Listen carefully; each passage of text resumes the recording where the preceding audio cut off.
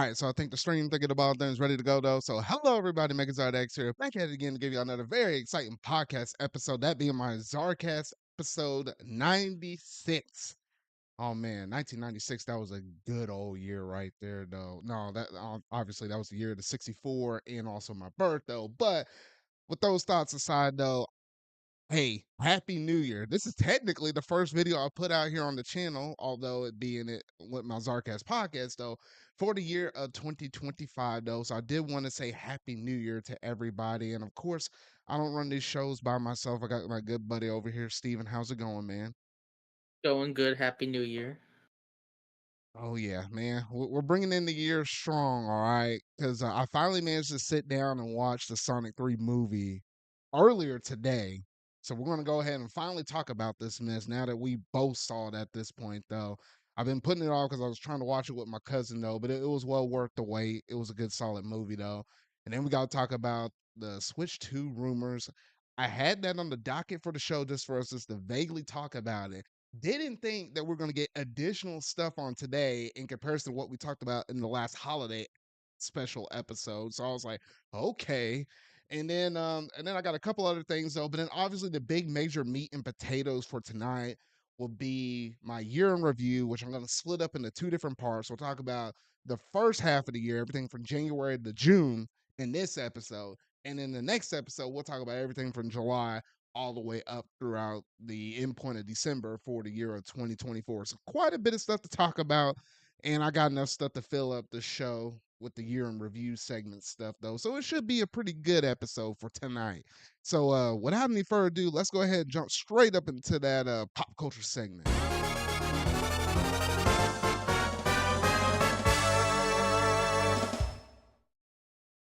Alrighty, Steven. So now I finally managed to watch the Sonic 3 movie.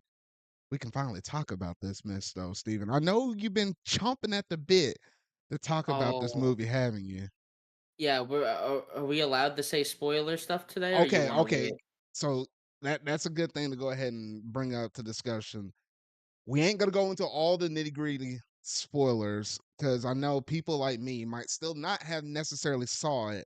So the in game stuff we might beat around the bush, but we ain't gonna spoil anything though. But we'll just talk about our overall feel, how we felt walking away out of the theater, basically everything except for all that meaty stuff that happens at So the we, end of the movie. so we will just forget that the third act exists. Basically, We will just not talk about the third man, act. that third Okay. act was so good. The whole shoot. Okay, that's all I have to say. Okay, and then we can both agree on that. Fine. Okay, There we go. all But right. yeah. So So I seen this movie premiere night. I know you seen it. What you said you seen it just I literally recently, saw right? it today. So what was it? When Okay. did this originally come out? It was like December. December 20th. I went to go see it on the 19th because, movies premiere on Thursdays nowadays, however it works. Yeah, because I'm still can't get over the fact that I guess now you technically can watch, the movies on Thursdays. I'm used to if you're gonna watch it on Thursday, it's like past midnight release because the movie's really out on Friday. But I guess they're just trying to change things up, so I guess you can sell what X amount more tickets and have a bigger box office weekend. I think that's the reason why they have it opening up at Thursdays though. But Yeah, definitely. so I guess you watched it about 3 weeks roughly before I did though.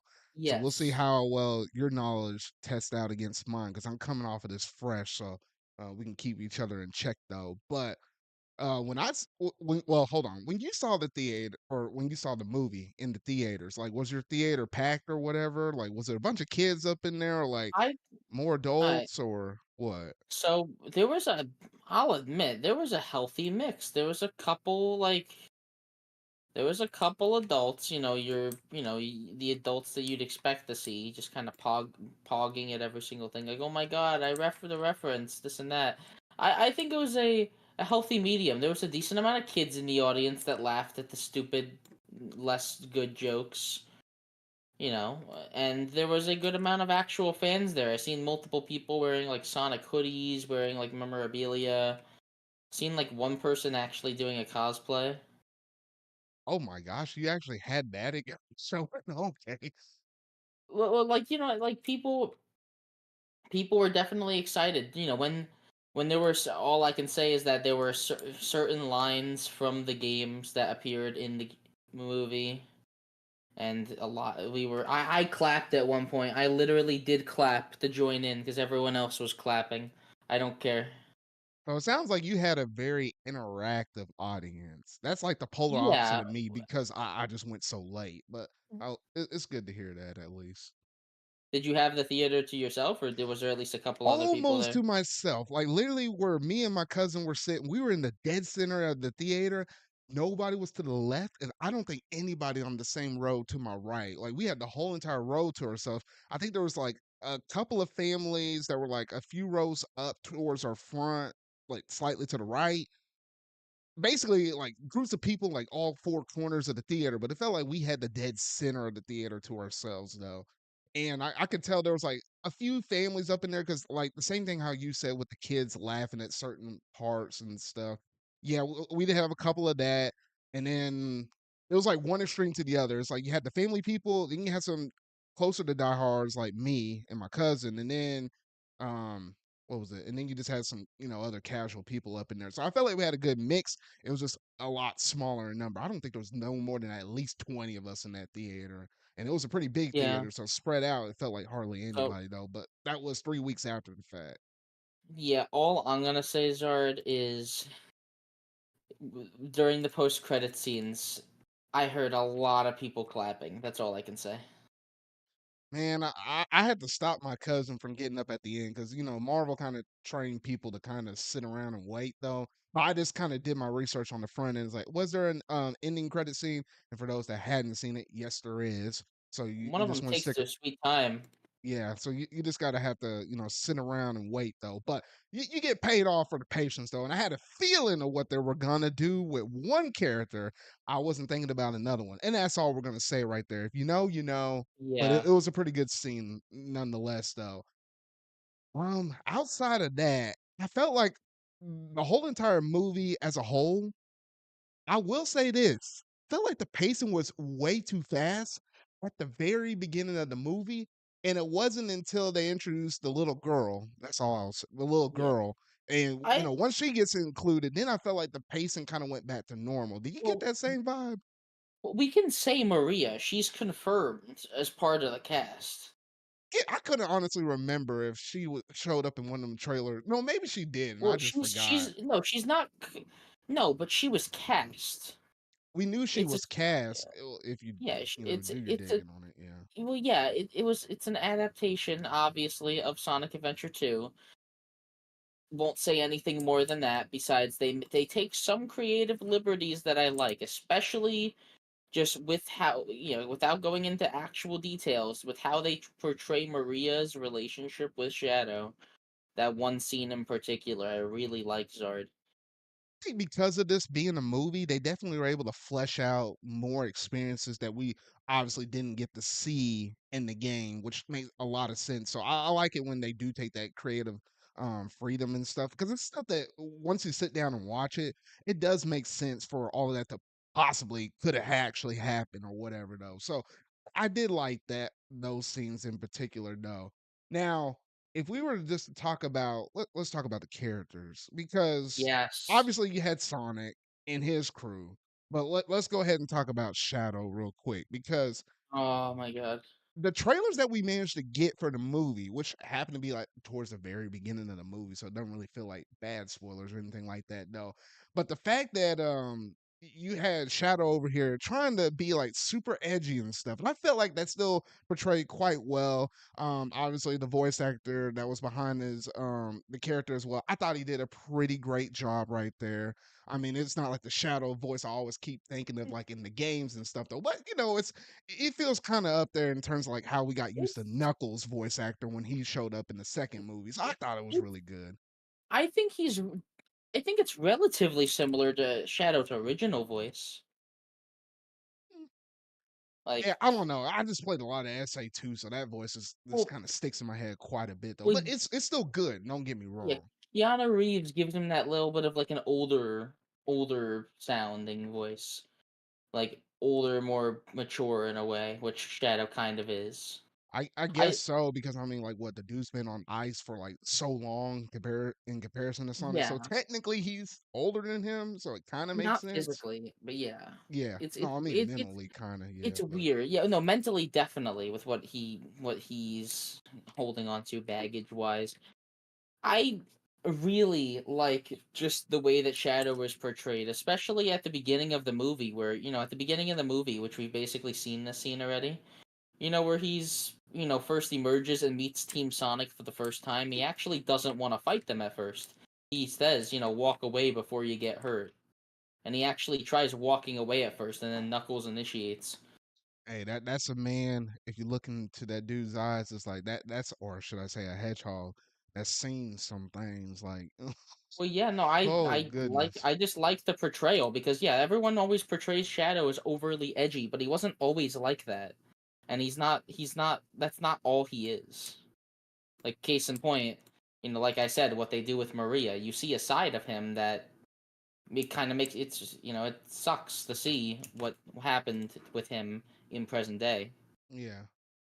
But besides that, besides everything with Shadow, well, yeah, I'll just should they do great things with Shadow even after the beginning of the movie? They don't. It doesn't feel. I don't even think he's necessarily in the movie as much as another character we're going to talk about. I think one of the other antagonists is much more prominent in the actual runtime of the Oh, movie. oh, But my, yeah, definitely, but definitely.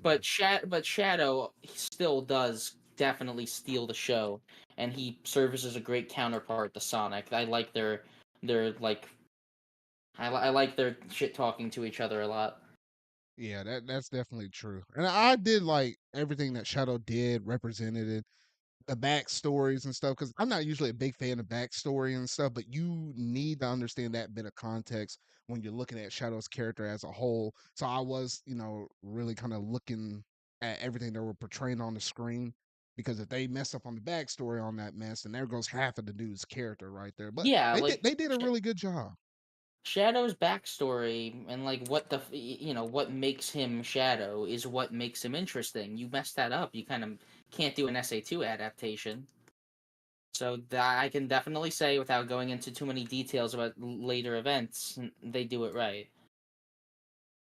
Yeah, so we'll leave it at that in terms of Shadow's character. But if you're looking at watching this movie or you hadn't seen it yet, you will not be disappointed with the way how they portray them in the film adaptation for this one film. Now, on the other side, in terms of brand new characters, we also got to talk about Gerald. I can't even talk, but Robotnik's grandpa, Gerald. Oh, why can't I Gerald, say Gerald, Gerald? I don't know why that wasn't rolling off my tongue. Gerald, good gracious, Gerald Robotnik. Obviously Jim Carrey did a phenomenal job, not only just doing regular Robotnik, but also his grandpa as well. I was like, what the heck?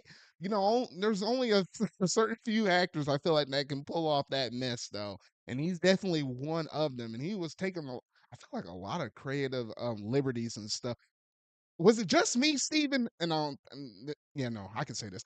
Was it just me, Steven, or did it feel like while he was playing as both of these characters, I'm not going crazy, but I felt like there was some like Grinch movie references, or at least some of the lines he I said just think so. immediately made me think back to it. I was like, Maybe I it's know just it the way wasn't. he.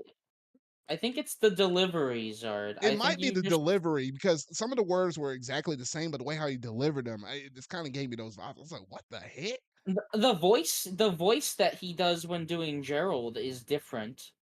You might just be the voice he No, puts on is weird. no, I just meant between both of the two characters. It wasn't like all just Gerald, but like Well, even some parts where it was just standard Robotnik. But I don't there's know, a a little bit scene more where so than movie one and two.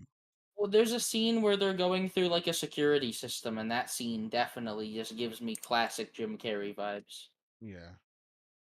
Gerald is. Here's the thing. I like Gerald in this movie, but I definitely think he could have been handled a little bit better. Specifically,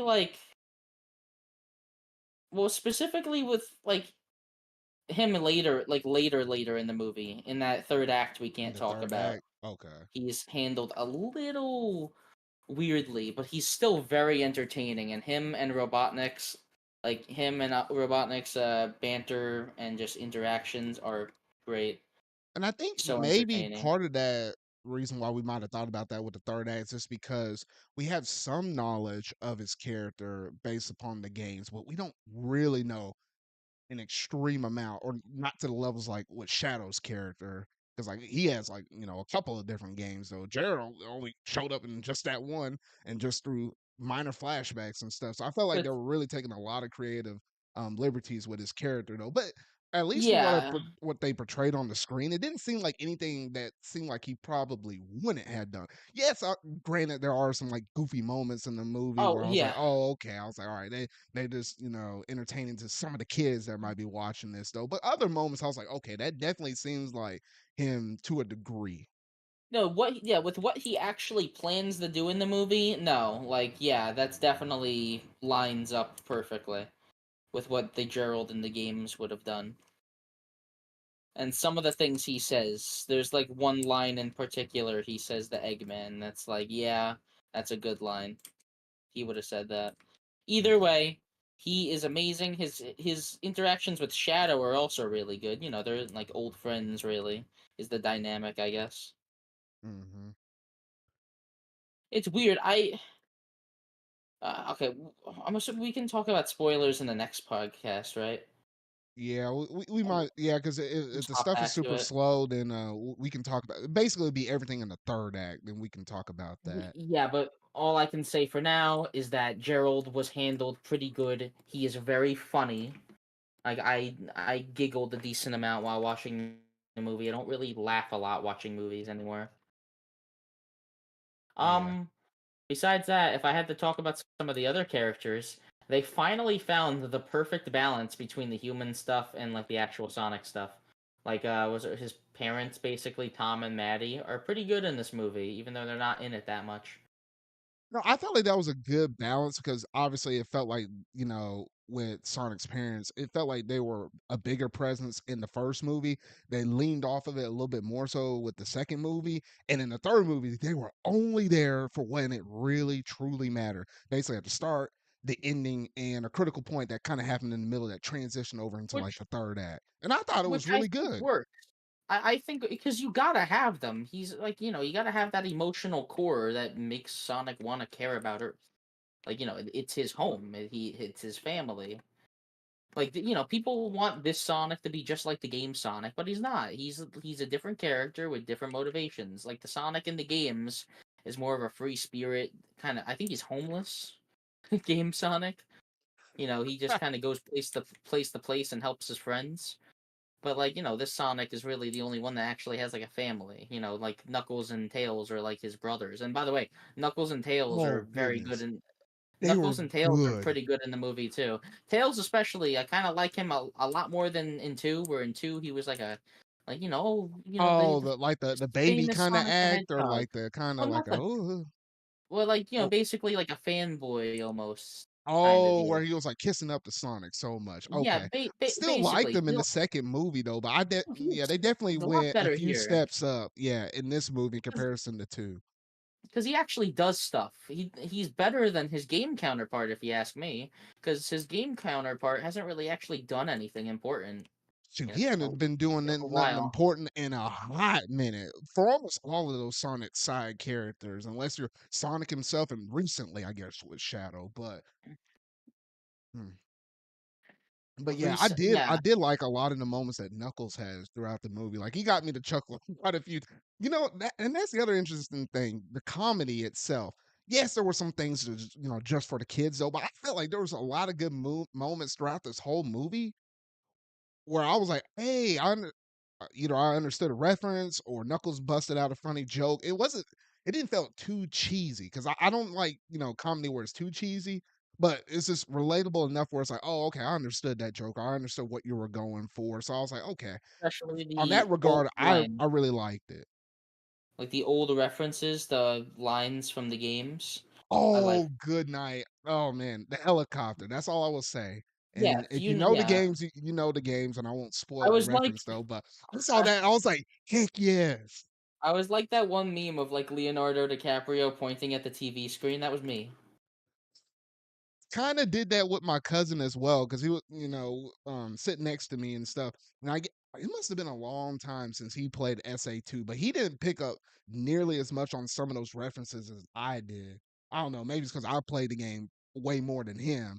I remember he back in the day, I think he also played that game, but also played what was it, Shadow the Hedgehog or whatever though. And I was kind of looking for some of those references if there were any though. But no, Not it leaned more necessarily. so on the SA2 side of things, which I kind of thought so, but I didn't know if they're going to throw a bone here and there, or especially with Listen, his lore.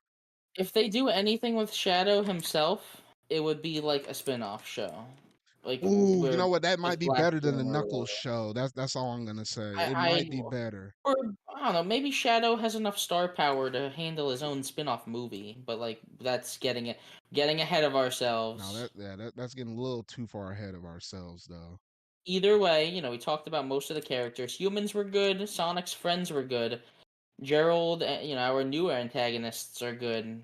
Now I want to talk about Agent Stone and Robotnik. I love them so much in this movie. You know, I honestly, Agent Stone isn't necessarily one of my most favorite characters, but he did get you to empathize and feel for him. I would say lot more in this movie in comparison, definitely with those first. Like the first movie, it definitely felt like he was a grunt. The second movie is like, oh, okay, you're starting to see a little bit of the personality a little bit more. This one, I think, is where it shined just enough between like the interactions between Robotnik with his grandpa, and then also with his attendant But over there though. So you got to see it yeah, shown probably to its absolute best.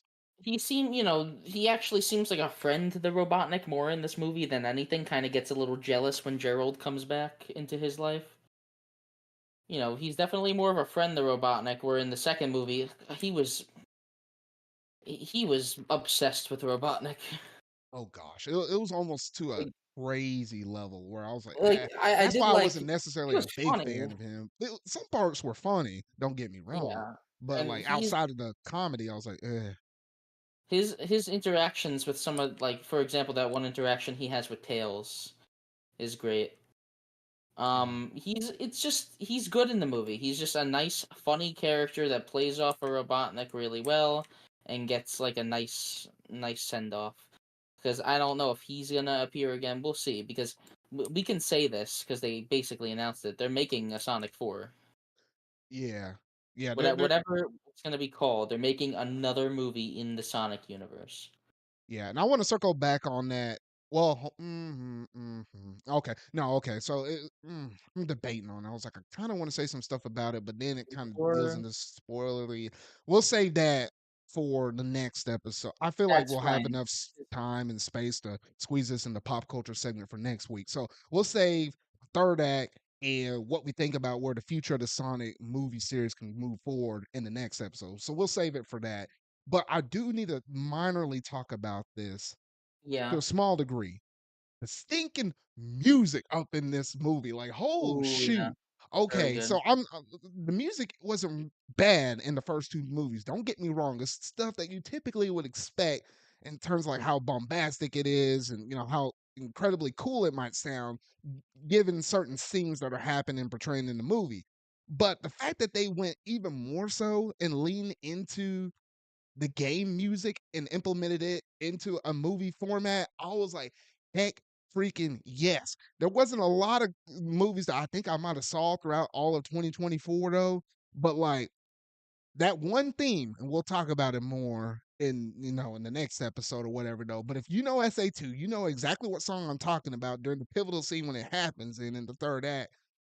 Man, oh man, Yeah. I need to figure out where the heck that mess is at because I need to either buy it, download that music, have it somewhere on my phone though, because I feel like that was really cool the way how they implemented that. Kind of similar to how like I'm thinking back to like Deadpool and Wolverine with like that action sequence they did at the very beginning with the pre-credits and all of that stuff. Like I feel like it was almost just as good as that. I was like, what the heck? I even went back This once I got home and started listening um, to that music though, but no, they did a good job with the soundtrack on this this one. movie had the sauce, okay? It doesn't last very long, but it has the sauce. It has those perfect moments that just, elevate it to what could have been an 8 out of 10, kind of became a 9 out of 10 after the third act. It was so awesome to just watch. It certainly is an experience that I am glad I went to go see in a movie theater with people cheering at that moment specifically.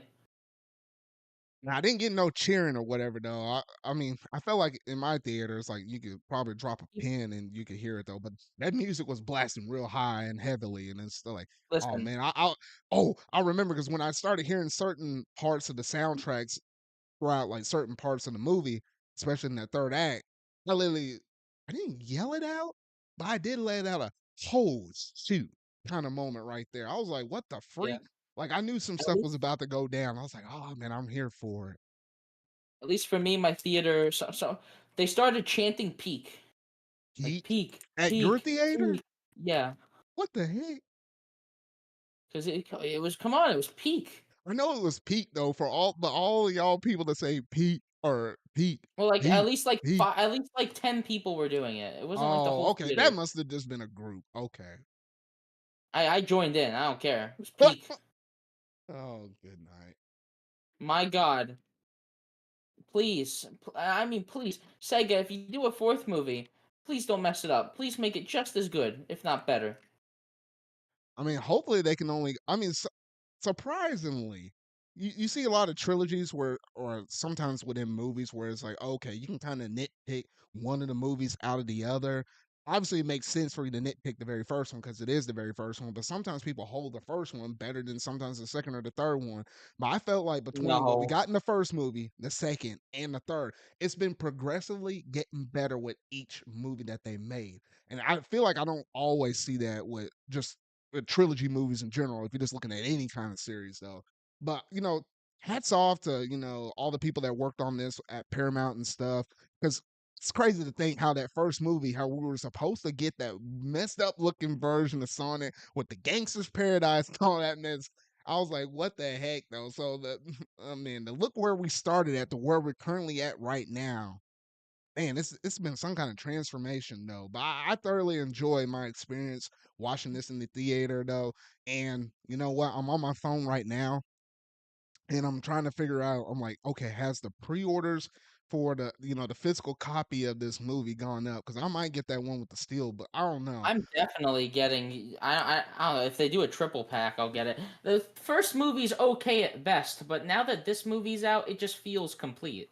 Like you can't. Obviously, you can't skip the first movie as much as some people would say so. Oh You need goodness. that character development. Uh, it's just so, even if it's not necessarily the best movie I've ever seen, it just makes me happy. It was a fun movie. It kind of made me feel a similar way to the Mario movie. I would personally say this movie is better than the Mario movie. Maybe I'm going crazy, but it has fast pacing, but it doesn't really rely on the references like Mario movie does. No, yeah, because I mean they've been in the game a little bit longer than them. Granted, with the Mario movie, that was just only its first one. I still say the Mario movie is better than the first Sonic movie though. But then when you start talking Oh, about the Sonic 2 definitely. movie, then I'm like, okay, I might lean closer to the Sonic side of things because now you got the world established though. Things could change once we get To that be fair, Mario movie too. But Sonic yeah. 2 isn't perfect. Sonic 2 had like a 4-minute dance scene to Uptown Funk. This movie doesn't waste any time. Like this movie kind of perfectly uses its runtime. Oh no, yeah, there were some moments in this movie where I felt like it was moving a little too fast towards the beginning. Then it kind of settled itself out in the middle towards the If end though. But you ask me, all it needed was one more flashback. That's all I will say. hmm. And it would have been perfect. But yeah, either way, great movie. This is only part one of the discussion. We can actually talk about the third act next time and Yeah, we'll actual talk about plot the third details. act, extreme plot details, and what the series can hold in the future in terms of that Sonic 4 movie, because we do know that that is confirmed at this point, though. So we'll save all of those discussions for the part two. So at least this gives some people out there that hadn't seen the movie yet, if you were someone like myself, it gives you a chance to kind of hear our thoughts before making the decision to go ahead and watch it yourself, though. But man, oh man, great movie. Hats off to you, Sega. Hats off to you, Paramount. Hoping for good things in the future, though. All right. So, with all of that said, that's going to basically do it in terms of our pop culture segment for this week. So, we're going to go ahead and switch it on over into what's in the gaming news.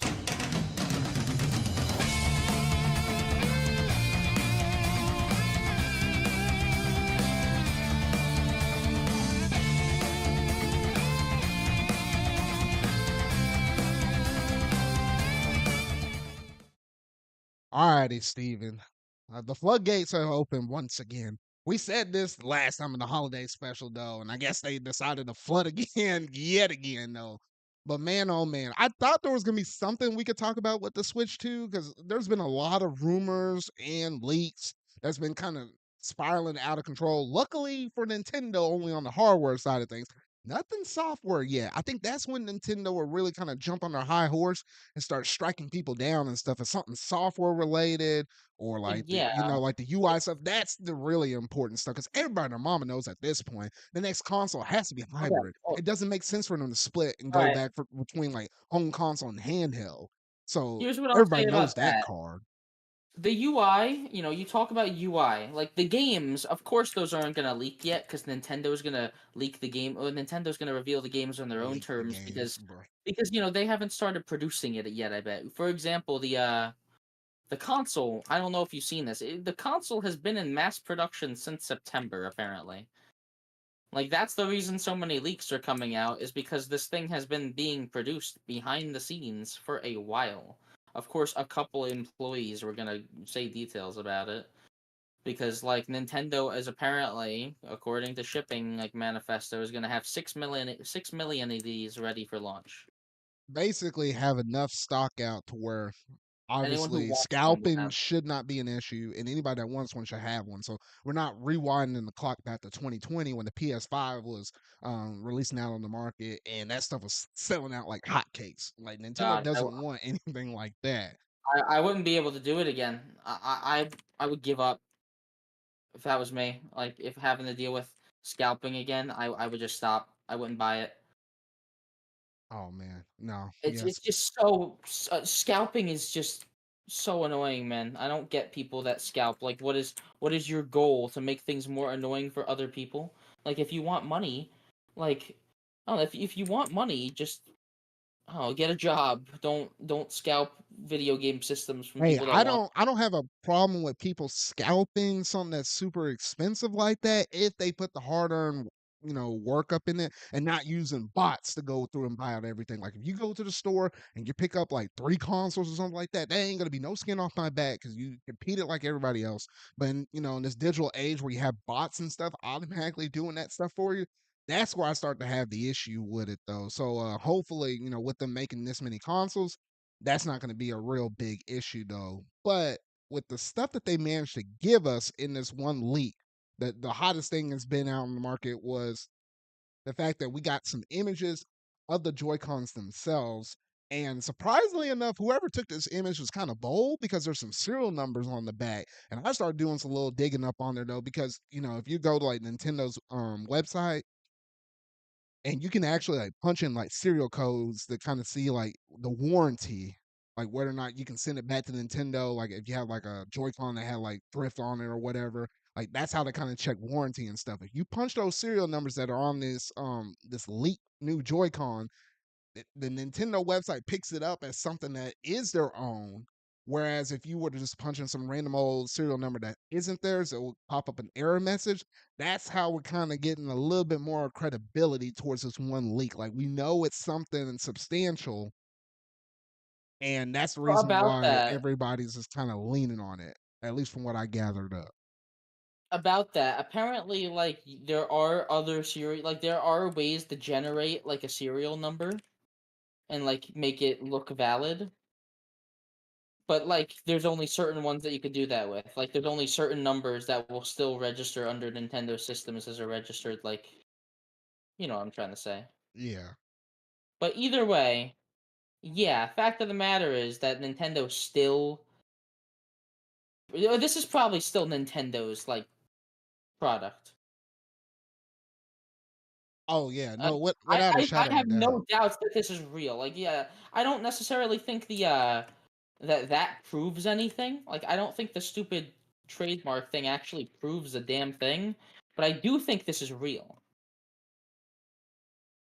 Well, did I say trademark? I meant serial number.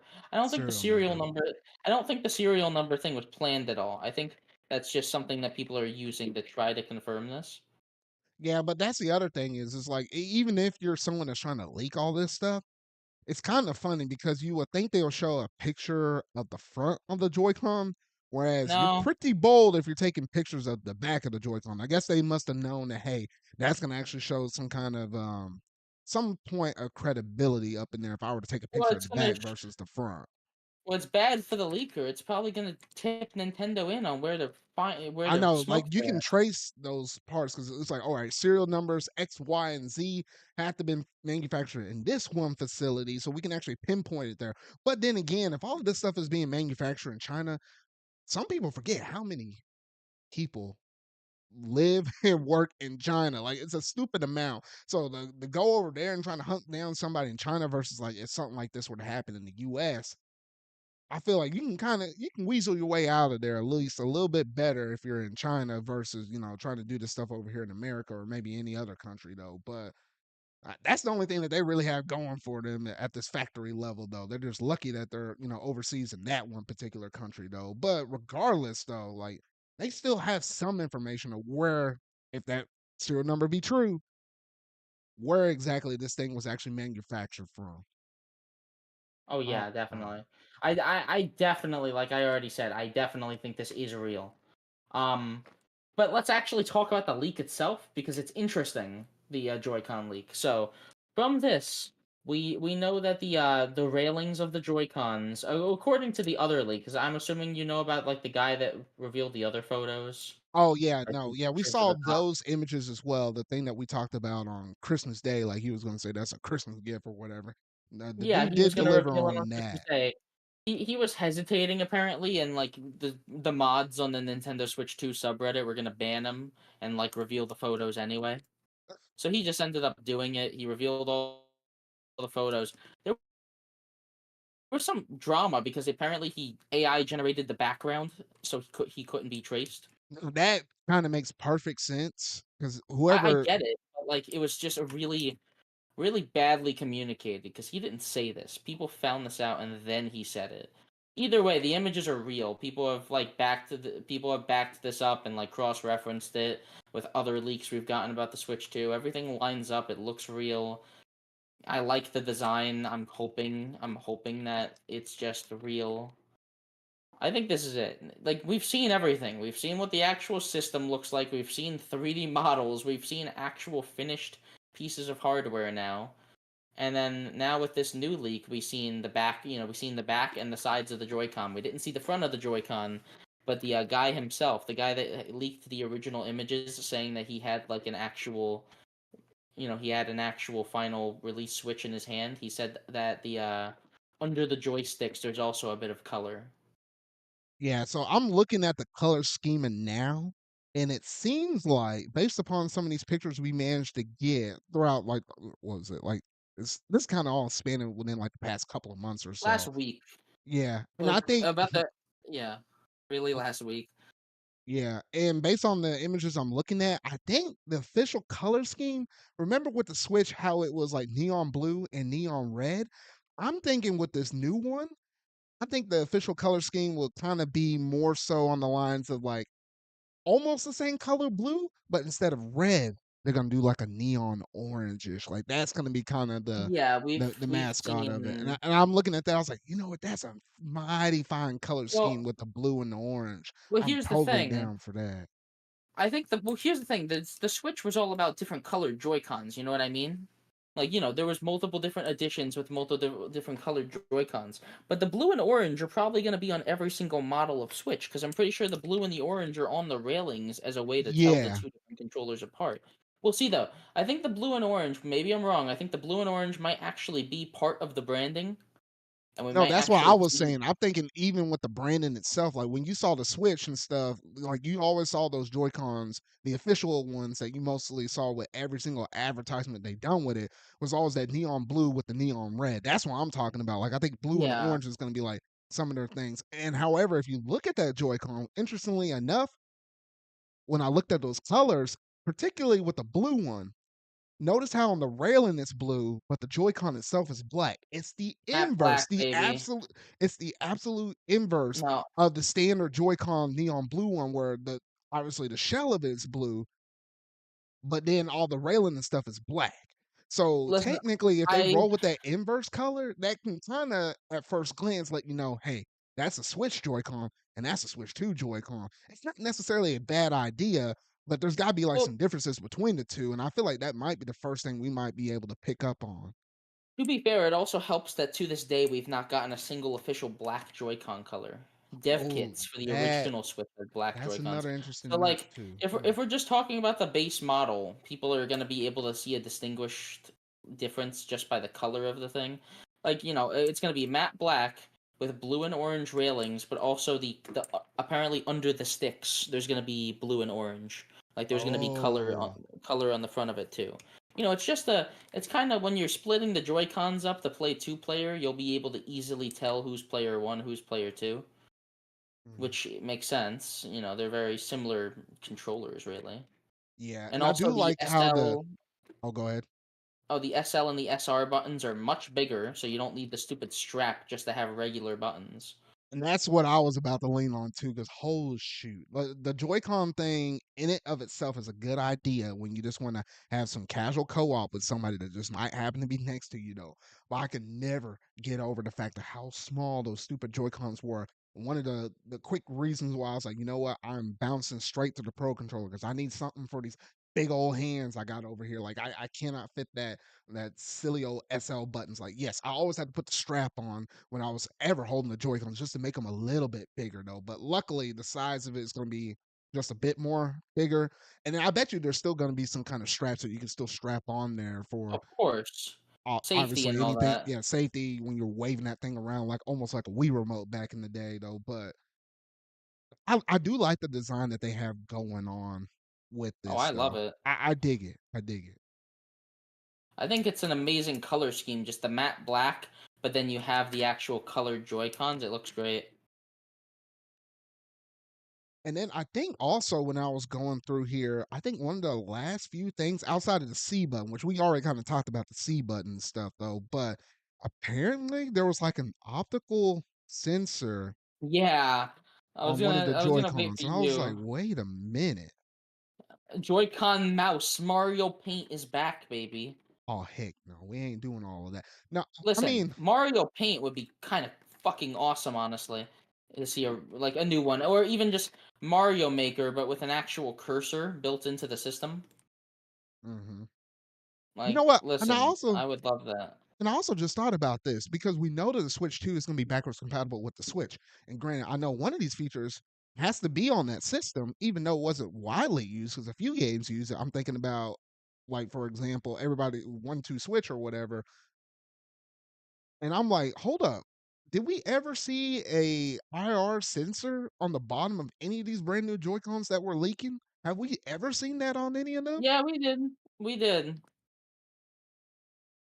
I Hmm. think the right Joy-Con. But here's the thing. Apparently, both Joy-Cons might. Well, yeah, that's the thing. Isn't it kind of funny that these leaks also didn't show us the bottom of the Yeah, Joy-Cons? that's what I'm saying. I don't think any of these Fucking things have. what a tease! Like shit. Because I Either mean, and way, unless that optical thing well, no, I don't think the optical get no, that wouldn't no, be able the to cut optical that thing out, is on the no. side. The optical thing is in the rails. And think about it like this, Zard. Since the optical drive or whatever it's called is on the inside of the rails, that basically only means this thing is going to be used. What was I going to say? Sorry, I'm drawing a blank. Sorry, I was just gonna say that Hey, basically means that this new feature is only gonna be used when the Joy Cons are separated. If you think about yeah. it, there's But no way to use also that optical drive. There's no way to use that optical drive while they're connected to the Switch and handheld, or while they're in a grip or TV mode. you know It's what? I got to be also some thought kind of about this special too, because feature. if they put the Joy-Con straps up on there like how we were used to custom, I guess maybe there's like a clear, transparent something that will go right over that spot. So that way it can sense through the strap and, out on us or whatever you're trying to put this device out on. I didn't even think about that, but I guess they might have been able to work out those details though. But just kind of Either wish on way, this picture they would have had like a quarter next to this thing, just kind of have like some kind of a scale because we got the person's hand, but everybody's hand sizes are all a little bit different. I just think it's funny, just the image. Oh, the image of someone taking their Joy-Con, kind of flipping it, where the railing is down, and using it as a mouse is really funny. and I feel like it's going to cause a lot of people to scrape their Joy Cons against their desks and maybe hopefully not damage them. We'll see. I hope not, 'cause I mean, hey, that thing is all based upon a magnet, so that thing really needs to Yeah, stick. that's true. I'm hoping the magnetic features actually work well. We'll see. Because like the Joy-Cons right now, they kind of move around in the railing and I hate it. I want regular working controllers that actually feel comfortable in handheld mode. And these are obviously going to get magnetically connect, but like I guess the console itself has the magnets and the Joy-Cons just have the metal pieces that lock onto it. And they also have like I guess a bigger sync button. There's a lot of small features on these Joy-Cons. These Joy-Cons, as much as I hate to say it, are definitely going to be a price hike. They're going to be like $50 each, and a pair of them is going to be $100. Oh gosh, no, Steven. Heck Yes, no. it Hold will. on, hold on. Okay, I so hate to we say didn't it, even, but it you know will. what, we kind of beating around the bush with price of the system. Like we're all kind of expecting the system to be $400 though. 400. But I think Nintendo cannot afford to make this thing anywhere under 400. yeah, so I think I'm it I'm needs to fully be good. content with it being 400 though. But I wasn't thinking about just the individual pieces of hardware and how much they could That's sell those. where they're gonna make more Because money. obviously, like what the Joy Cons right now that we have are full. Well, basically, if you buy a set of it, it's $80. So Just individually that's 40 and 40. However, if you do buy it from Nintendo, if you just bought one individually, it's like $50 already. So I well, you got to mean, remember, all Nintendo Switch accessories will be compatible with this. This is just gonna be a Nintendo Switch, but like more at the end of the day. So you kind of need to have Joy Cons that are significantly, these Joy Cons are gonna be significantly bigger. They're going to have more features. By the looks of it, they're going to be magnetically connected. It's going to be more money, Zard. That's just I know like it's gonna be going more off of money. I'm that. just thinking about it. I'm like, I don't think it's gonna It be would that quite would a only be hundred. I feel like it's $10 gonna be more for 90. Joy-Con. I feel like they That might just round it up to 90. we'll see. I doubt it though. Knowing Nintendo, that's going to be the big caveat. You know how Nintendo always has that one thing, that Mhm. one weird thing. It's going to be that. I mean, It's going to be the system that's looks also kind of cool. hard to sell to somebody. Say, hey, if you want an extra set of Joy Cons, it's gonna cost you $100. By the time To you be buy a set fair, of four of those for like, well, you wouldn't need to buy four, but well, technically three. well, $300, you're almost just good enough to buy in a whole nother system.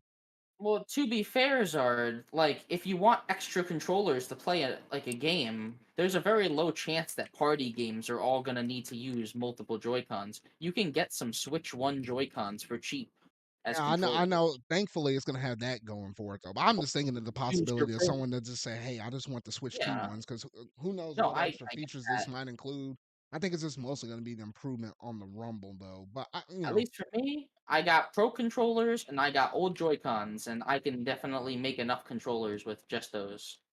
yeah, I was just playing devil's advocate. Obviously, we're kind of Yeah. all set. I have every single limited edition Pro controller that Nintendo has ever put out, including just the baseline one.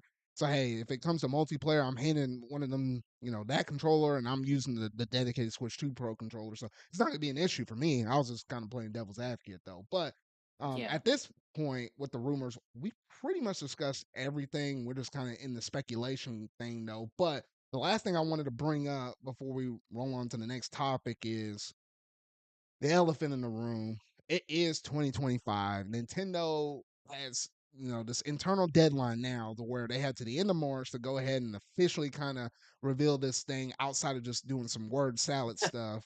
So we got until I March think 31st, and everybody's been kicking the street or been saying off of the street. Rumor is we're gonna say something this week, and the hot date has been January 8th. And for some reason, my gut has not been sticking to that super well.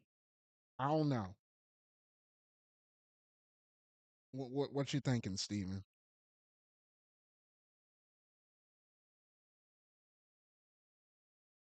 Oh wait, hold on. Did I lose you, Steven? I think I might have lost him.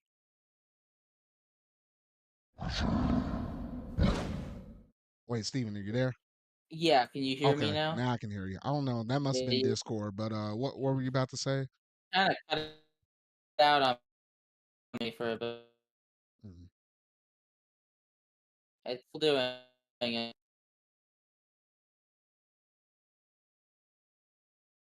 Dang. Wait, hold on. Yeah.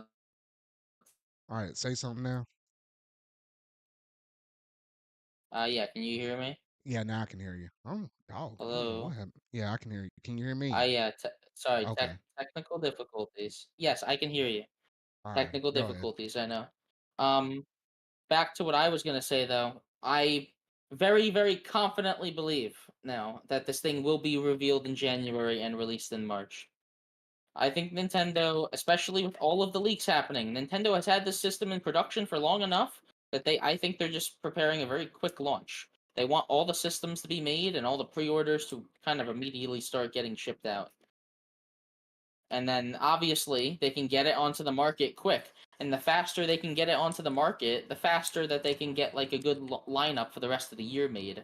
I think well, I don't know if you remember. We've talked about the Switch 2 a lot, obviously. In the last how many podcasts we always mention this thing.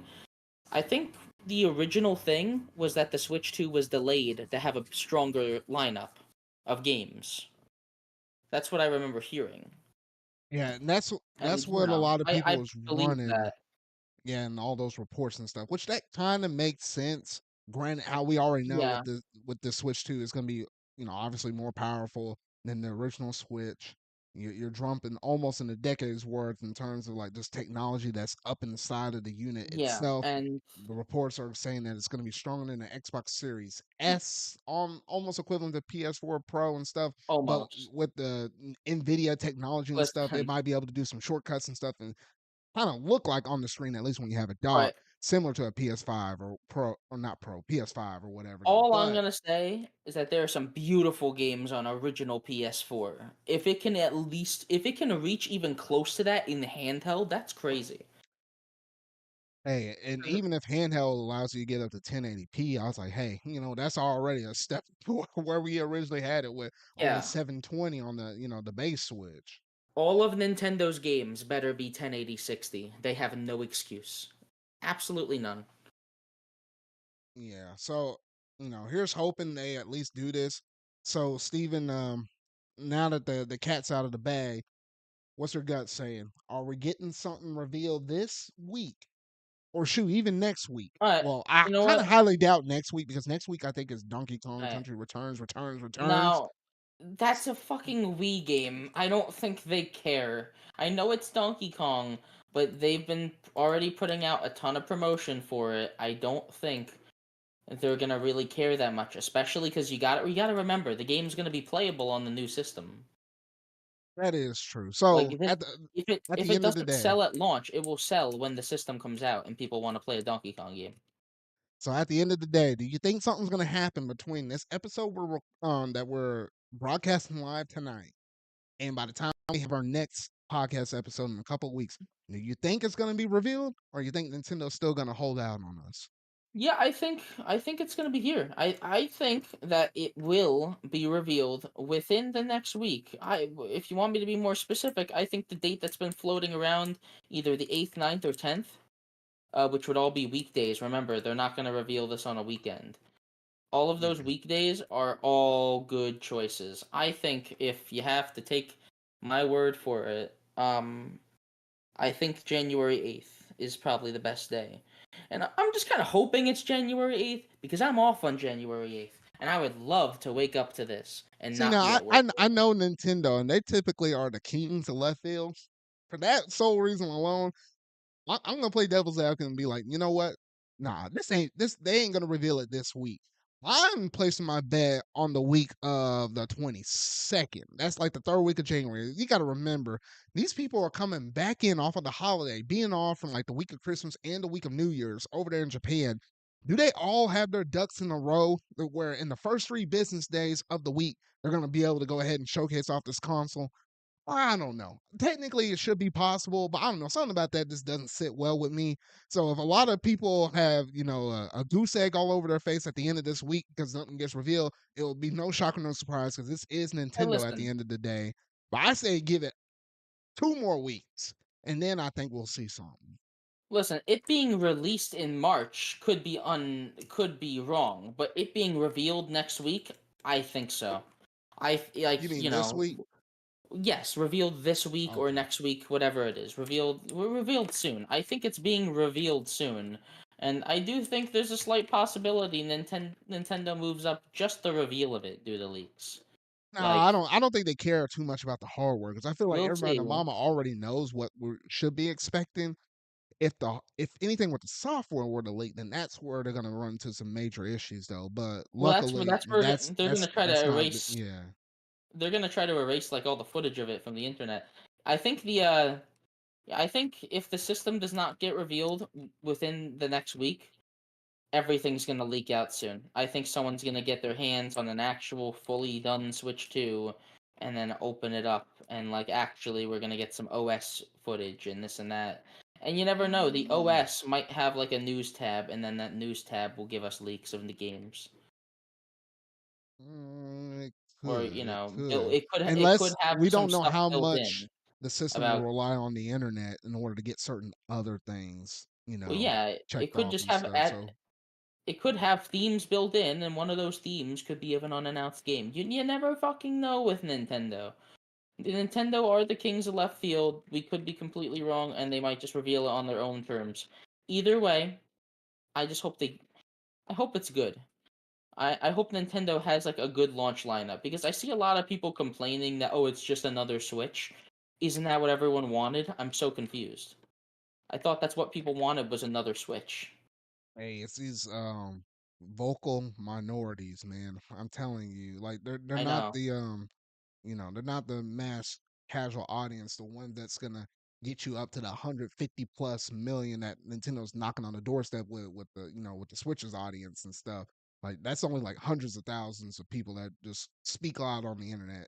You know, you know how Twitter is and stuff though. Yes, I But know how Twitter is. regardless, if the Switch 2 is happens to be announced even within the next couple of weeks before I get to my next podcast episode, we'll definitely have a special one off and we'll sit down for a discussion. If Nintendo, whenever they decide to do it, decides to reveal that, we won't say that until a ZardCast podcast. I'll gather up, I'll get you. I might get somebody else. We'll see though, and we'll just go ahead and talk about this mess though, because we've been waiting long enough where I'm like, hey, I'm past the rumor mill leaked stuff. I just want to see Nintendo show this gosh dang system off on their own time because it's only a matter of time. And we're in the wee late hours now, only a few more months, and I feel Yeah, like and something's gonna happen. I think so. I think something's happening. I think I've been seeing way too many people all saying that it's happening soon. We'll see though. It could be just a classic case of all of these people all being wrong. I doubt it. Yeah, I doubt it. All right, well that's gonna basically do it in terms of. Oh dear. Halfway dying over here. That's gonna basically do it in terms of all the Switch 2 rumor stuff though. So now we're gonna move over to our last little segment that I wanted to add up in here because now that it is the year of 2025, we might as well go ahead and throw out some gaming predictions. Doesn't have to be necessarily anything deep, but this can be anything spanning from, Nintendo, Sony, Microsoft, or anything that might come over to the PC audience and stuff. Steven, I know you do a lot of stuff on PC now, but I just Yeah. want to have like a segment of the show where it's like, hey, if we got any predictions I, for anything that could happen in 2025, let's just go ahead and throw it out here now and see if anything I sticks. I got a couple. I got a list. You want me to go first, I guess? Yeah, go ahead. I think this is the year that Hollow Knight Silk Song finally gets delayed again. Wait. Oh, you said it gets delayed again? Yes, I think it's gonna get delayed into You had me 2026. in the first half. I'm not gonna lie because I was about to I say, no, heck I no. think so. I think it's gonna be delayed into early, but like very early 2026. And they're gonna say, "Oh, we're finally ready to re-unveil the game," and they're gonna re-unveil it as like a totally new game. This is gonna be a sequel to Hollow Knight. This isn't gonna be just like a kind of semi-sequel spin-off. Hmm. Okay. And yeah, I obviously that's a big game. Hollow Knight's like a big game, so people are gonna be willing to wait as long as they're gonna get a good quality game. And that game, it's got all the hand drawn assets and all that, or like the style of it is really good. But yeah, Hollow Knight Silk Song, we're definitely gonna get something about it because I think that's the thing that people don't like. It's not that we're getting. It's not that Hollow Knight Silk Song keeps getting delayed. It's that we know nothing about it. Next thing, Hollow Knight Silk Song better happen. Next All right, thing, hold up. Hold up. what? We gonna rotate this mess out. I Don't throw fine. all your cards out. That's fair. That's fair. What's your one prediction you have? All right, so one of the ones this is gonna be leaning towards Nintendo. I'm gonna see if I can think of one for all major three, the big three. For Nintendo, I'm just gonna we know the Switch 2 and stuff is coming out here though, but I'm gonna say a prediction for the NSO service. We're gonna get some brand new consoles this year. Please. And with these new consoles, it's going to come with a little bit of a caveat because you're still trying to cater towards the Switch and the Switch 2 audience. Now, in order to bring people back into the fold a little bit more so now that I think like what most of the NES and good Super Nintendo games they already picked through. There's a few exceptions here and there. Like for Super Nintendo, maybe Chrono Trigger or something like that, though. And 64, we almost got everything except for like what Diddy Kong Racing, Donkey Kong 64, and like Super Smash Brothers. So I'm thinking, hey, at this point in the game, you got to have some kind of brand new service to kind of keep people invested in your online ecosystem, especially with people coming over from the Switch to the Switch 2. So I'm gonna say they're not gonna bring just one new system; they're gonna bring two. They're gonna bring the GameCube and they're gonna bring the Dreamcast. Yeah, I they're would skipping love that. they're skipping over so many different things from the Genesis all the way up to the Dreamcast, but they're just going from one deep end to the other. They're I think both of these two will be. I'm debating on it. Mm, no, okay. I'm saying that they're gonna be in their own little special caveat tier. Like it's a part of the expansion pack tier, but with an asterisk. Because if you have the baseline Switch, it's not going to be available on those systems. Something about what the power of the way how the Switch 2 runs and stuff, or just the built-in storage size, or the way how they compress their games and stuff, it just makes a little more sense for them to squeeze all those games because those GameCube files they get a little bit bigger versus like dealing with an NES, Super Nintendo, or 64 game. So they're gonna say, hey, if you want to play these games, you got to have a Switch 2.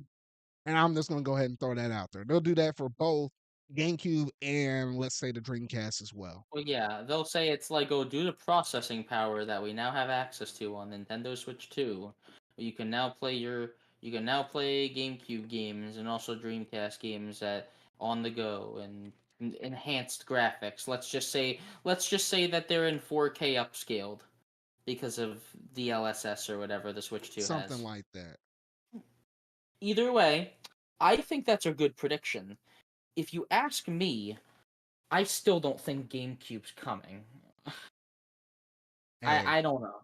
I hey, would love for I'm I just would saying. listen. I would love for GameCube to come, but if you want something that's I think if they're gonna do something that's like a bit of a selling point to sell expansion pack a little What are you bit gonna more. say? DS? Well, no, I was just gonna say that we're gonna finally see whatever the playtest was in its full form, like the actual Mm, full game that the playtest was gonna be. shoot, I Either almost way, forgot about that sucker. But well, yeah, because it was, from what I remember, it was boring. Like the playtest, was kind of like a buggy, unpolished, just concept for a game.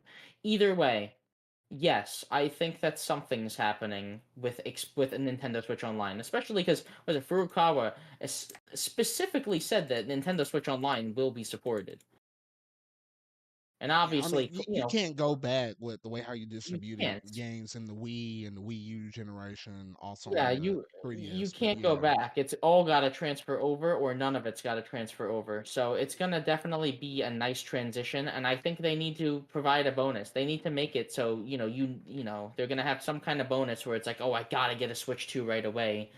Which it definitely could be GameCube games. It could be. I think Dreamcast is a really good choice as art, especially with all those Dreamcast games being taken down off of Steam recently. hey, I'm just saying. You Provide a heard it new here way for first. them to be released.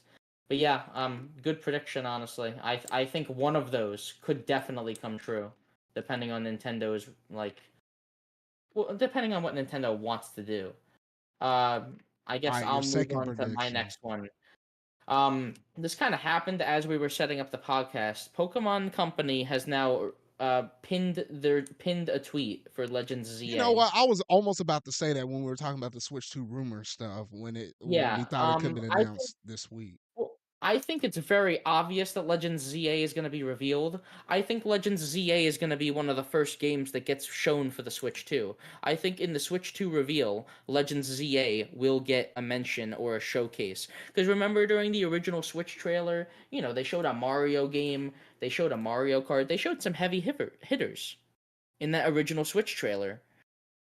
If you Yeah. ask me, Switch 2 trailer, it's going to show some third parties like Elden Ring, for example, just to show what it can do. They're going to show like the power of the system, but they're also going to show its exclusive must-have titles that it will have closer to launch. Which I think Legends ZA is your holiday game if it's not Mario Kart. It's a Pokemon game. It's a mainline single player focused Pokemon. What?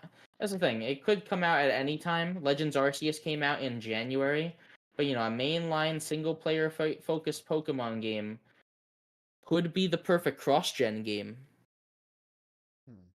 as well. Like have that as a game that like comes out on Switch 1 and Switch 2 on the same day, the day the system launches. And also, let's just say that Pokemon Company is finally gonna like work on making games look nice. You could have the perfect showcase there. You could have a really nice looking Pokemon game using the new power of the Switch 2. I'm just saying. Yeah, that could be a really good selling point. Everybody likes And also, Pokemon. If you also show both the Switch version and the Switch 2 version off, yeah. then yeah, you can see the differences. So, if you want my opinion, whenever the Switch 2 is launching, I think Pokemon Legends ZA will be a launch title for Switch and, will come out for both Switch and Switch 2 because they've already confirmed it for Switch 1. So, I just think it's obvious it will come to both. And, Nintendo obviously So rely, have its relies own on dedicated Pokemon for Switch 2 holiday sales. version Oh yeah, that versus the that same too. backwards compatibility. It will definitely have like a Switch 2 version and this and that. Maybe it will be like PS4 and PS5, or if you buy the Switch version, you can just upgrade either for a fee or depending on the game, either for a fee or for free to the Okay. newest version. Um, well, yeah, I already said, yeah, I think it will happen on the day of the launch of the system. The game will come out. All right. So that was your prediction too. Let's go ahead and throw out my prediction too. I'm all right. So this next one is based on the Xbox. Yeah, All I right. got this one. I got one more. So we'll just try to do three good solid ones. Okay. My second one for Xbox is I think some kind of major discourse is going to happen for Xbox. Like they borrow these studios and stuff, so you think they should be successful or almost on top of the world. But their mixed marketing campaigns kind of makes it kind of portray a different story. Like they're kind of in trouble. Like saying everything's an Xbox, and I don't know, they're not really leaning too heavily, at least within their own given consoles. I don't know, something in my gut says within the next few years, Xbox might pull a Sega. They might go completely all through. I don't think they're just going to completely get wiped off the face of the planet or nothing like that. I don't think they're going to do anything like that. But I feel like we're hearing about rumblings of them becoming like another Sega, but it's going to be like on a big major scale since they have all these IPs and stuff though. And I think Oh yeah. between Phil Spencer, was it Sarah Bond and Matt Booty? Man, that's a bad old last name though. I'll keep saying that. Um, I think one of them three are gonna lead the end, or I said leave the industry, leave Xbox. And then people are going to run with that story till the cows come home. Whether they leave, they get fired or something like that. And that's just going to be part of the downfall of what Xbox might be experiencing with like brand crisis or whatever you want to call it or something like that. I just think something bad on that kind of scale is going to happen. It's going to be more of a telltale sign as we look into these upcoming next few years. Something in my guts is Yeah. saying something of that degree is about to happen. I certainly I'm not gonna say I hope Xbox goes under, but I hope they actually start like working on like things that make me care about owning one. Like the Xbox is a nice console and all. It's powerful, this and that. But it just doesn't feel all that interesting. Like owning an Xbox doesn't feel all that special. Like, oh, everything's an Xbox. Well, if everything's an Xbox, then why buy an actual Xbox? Like it feels like it's counterproductive. Like it feels like they're marketing against themselves, right? Yep. That's my Like, main thing. It's like, dang, it's like, and then when you look at certain games like Indiana Jones and the Great Circle that came out, what was it, December of last year? It's like, dang, you could have had a good incentive for people to go out and pick up your console. Or we always know they're going to put it on PC, but at least from the console side of things, made sense. But then it wasn't too far after the fact when they said, "Oh, it's also coming to PS5." But then go back and look at that original interview with Phil Spencer when people were saying how what was it? Remember those games that were coming out then when it was Sea of Thieves, I think Pentiment, and along with a couple other things, and Hi-Fi Rush and all of that. Grounded. Yeah, Grounded was one of them. Grounded was the other one. Yeah, Which Hi-Fi Rush is the only one that didn't come to Switch, even though that's the one that was most heavily rumored to. I'm still mad. yeah. So when we thought, and they said, "Hey, is something like this going to happen with Indiana Jones?" and it's like, I can't remember exactly what the wording they said, but at the time, basically the answer was kind of like a no. But turn around X amount of months later, and there you go. That there was another one that went to PS5. So I don't know. I'll kind of leave it at that. I let it kind of sit and marinate in the back of everybody's mind though. But that's just something I've just been kind of currently thinking about. But Steven, go ahead and hit us with your third final prediction. It's tough, honestly, just trying to pick a good one. Um, if there's, if there's something that, yeah, if I had to pick something that I do genuinely think is going to happen, I think this is the year we see Mario Kart 9. I don't know if it's going to be both a Mario Kart and a 3D Mario, but I know for a fact Nintendo has to know that Mario Kart 9 would be like the best possible thing to give their system an immediate push. And I Mm, think, Mario Kart games or just racing games in general are always like good games to give, for tech demos. I mean, that makes perfect sense to me. I'm fully expecting same way how Mario Kart 8 Deluxe released. Goodness, it wasn't even barely a month after the release of the Switch dropping It was in that April March of 28th. 2017. Yeah, to the month of April. I'm fully expecting something like that with Mario Kart. If not, on launch day, then obviously within the first few months, because that's also a pretty heavy online game that can push your NSO servers right then and there as well. So there's a lot of good things that stack up for you if you manage to have that coincide with the launch or very close to it.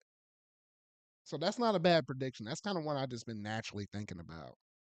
Well, like, yeah, but like at the same time, Nintendo's Nintendo. They could save it for next year, for example, or that could be like what the 3D, the 3D Mario could be next year, and that could be next year's big game. While Mario Kart is kind of the game they want to get out early, because you do got to remember, Metroid Prime 4 is still coming out this year, so like they have a big single player experience coming out. So, you got your single player, you got your multiplayer, and then you kind of have Legends ZA, which if it's like Legends Arceus, it will be a little bit of both.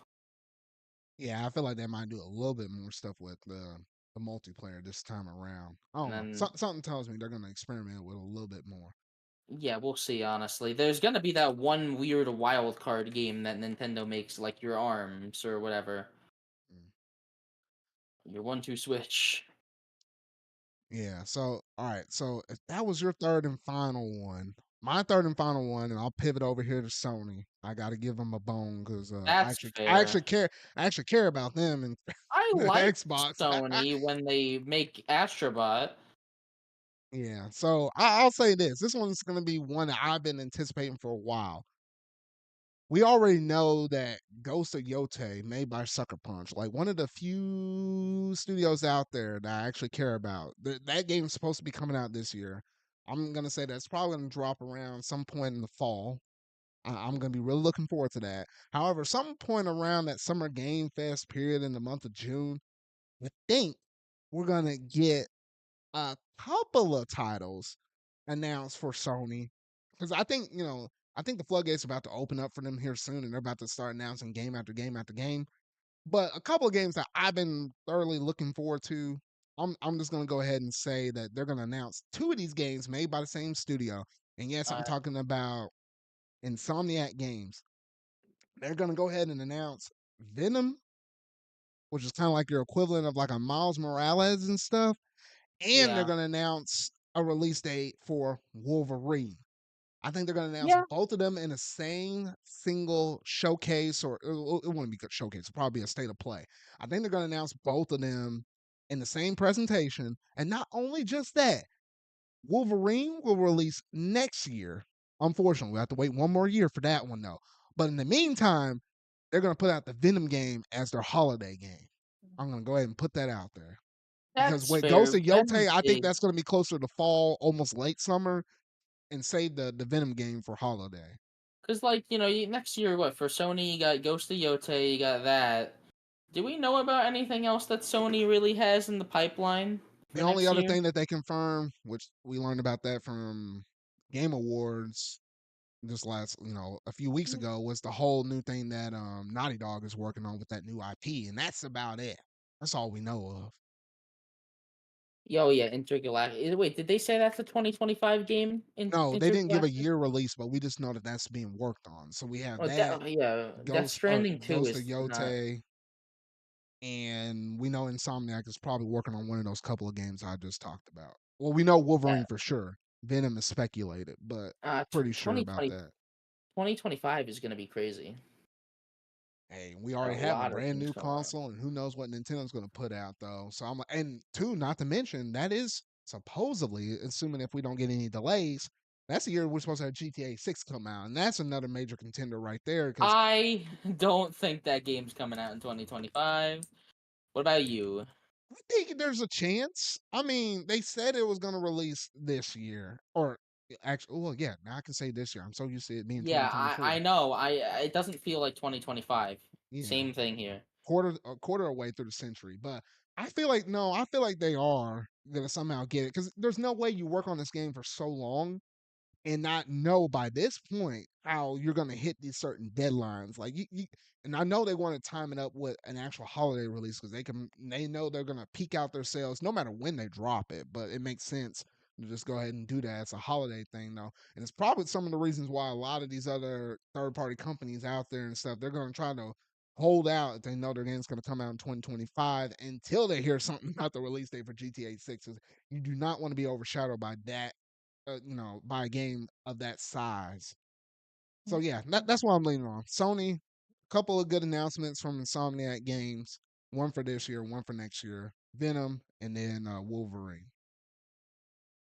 Yeah, I definitely think we're gonna get one of those. Obviously there's the Insomniac leak, which I will refrain from mentioning for people that haven't seen it. Which we might have talked about it in the past already, Oh, but we did. whatever. Shoot, you already forgot. Whatever.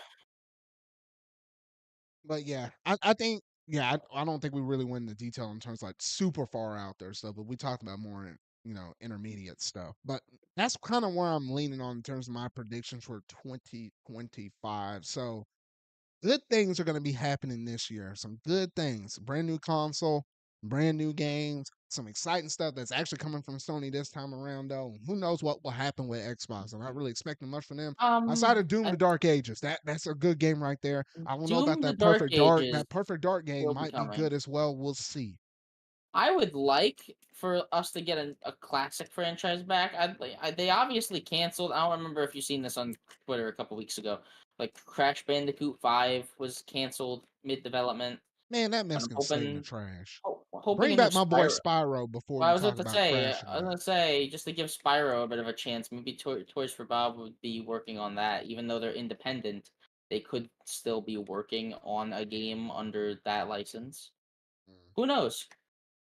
The Toys for Bob is obviously working on something because they went independent. Who knows Yeah, what though? that's true.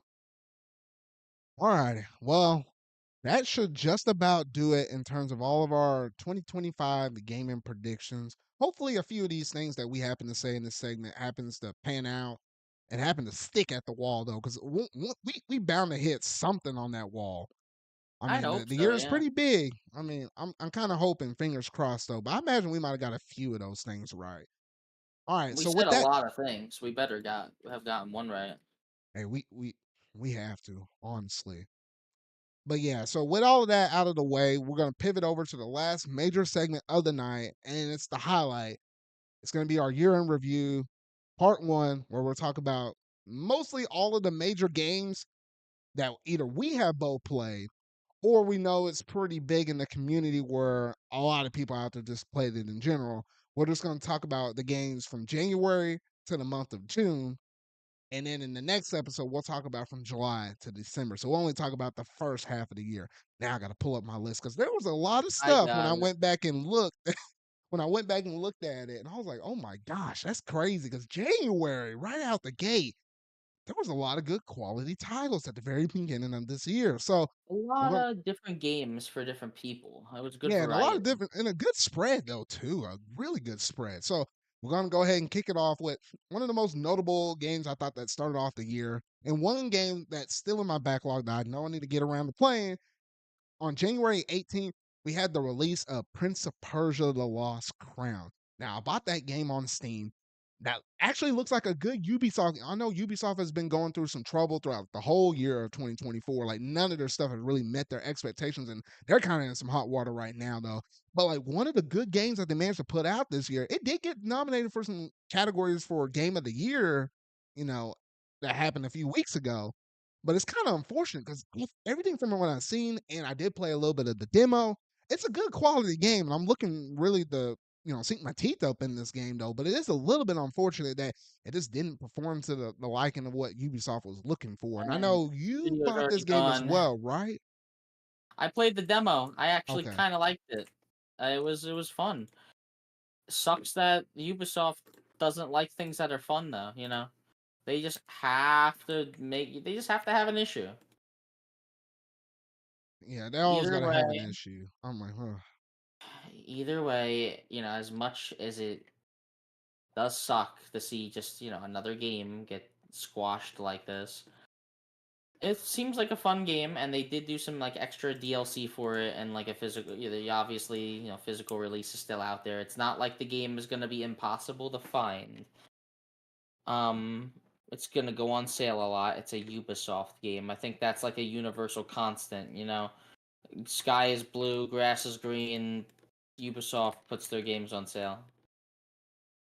Yeah, and I think that's one of the things that's holding Ubisoft back quite a bit is because everybody has that mindset of like, oh, given enough time, you can buy it for about $20. I mean, they Which ain't it wrong. I will. got it on Steam for like 22, $23 or something like that. But yeah, They always go on sale.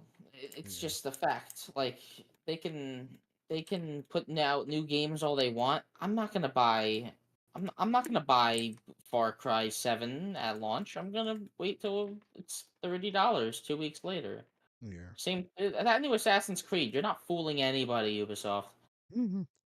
All righty, we'll keep this thing moving because there's shoot. I'm looking at my list right here. Like we got a good chunk of these things though, so we'll go Yeah, a little bit more in depth on games we played or things we got to say that's about or fine. That's whatever. But fine. not everything is gonna get like a lot of meat up on the bone. On January 19th, we did have another code recollection. I did manage to pick this up around Black Friday, and it's sitting on my Switch because I digitally downloaded the thing because it's kind of hard to pick up a physical copy of this game. Surprisingly, though, it's nice how Nintendo managed to start that off at the beginning of the year, and they did pretty good with their releases throughout the whole year of 2024. It felt like there was something to play almost every month, first party wise, except for like 2 or maybe 3 months or something like that, though. But it was cool to have both of these games mashed in a duology, especially for the second game that was a Wii title that never got localized over here in America. So that's some really nice stuff right there for Nintendo to put that out. Um, I just caught your fancy, Steven, or I I have know. it. I just Oh, haven't you do played have it. it? Did you play it? New. Oh, It's okay. So just you're just it's like it's me. sitting on my Okay. shelf. Mm. But hey, I seen it. It looked cool. It looks like a nice little fun. It's first party, so I kind of made it my mission this year to pick up most of Nintendo's first party outings, especially because next year is gonna be like the release of a console. Nintendo's like years right before the release of a new console are always kind of weird. So I wanted to pick up some of these games before their physical copies go up away in price. Okay. Which Okay. yeah, there's a couple games later we'll talk about that I'm glad I got physically. All right. And then also on January 19th, we had The Last of Us Part 2 remaster. Oh, shoot. That's been some kind of year when I almost completely forgot about this mess coming out. Skip. I use my skip. I know. I just have to note it. That's all I'm saying. I'm not a fan of the Fair Last of enough. Us series, though. But like, oh shoot, I feel like the past few years we always had something to talk about. Oh my goodness. All specifically right, the second game that always just on annoys me. yeah, and on January 25th, we had Apollo Justice Ace Attorney Trilogy. That's mighty finding good games right there. The fourth, fifth, and sixth game of the series all wrapped up into one big bundle. They managed to go all out up on it. Yes, it's remastered. They pulled a lot of those games off of the 3DS, and now you can play it on your HD television and such. So I had a blast through that game. Surprisingly, it was like one of the few games of 2024 that I put on my Switch. Albeit if we're excluding games like Splatoon 3, that's just an evergreen for me. Where I put over 60 hours between all three of those games. Like I enjoy those games to death.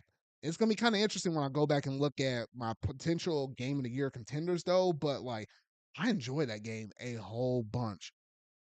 Steven, you need to get around to playing the Ace Attorney series at some point, man. I can't tell you how much. I know. I will get to it. All right, and then also on January the 26th, we had Like a Dragon Infinite Wealth. Good gracious, we had a lot that came out in January though.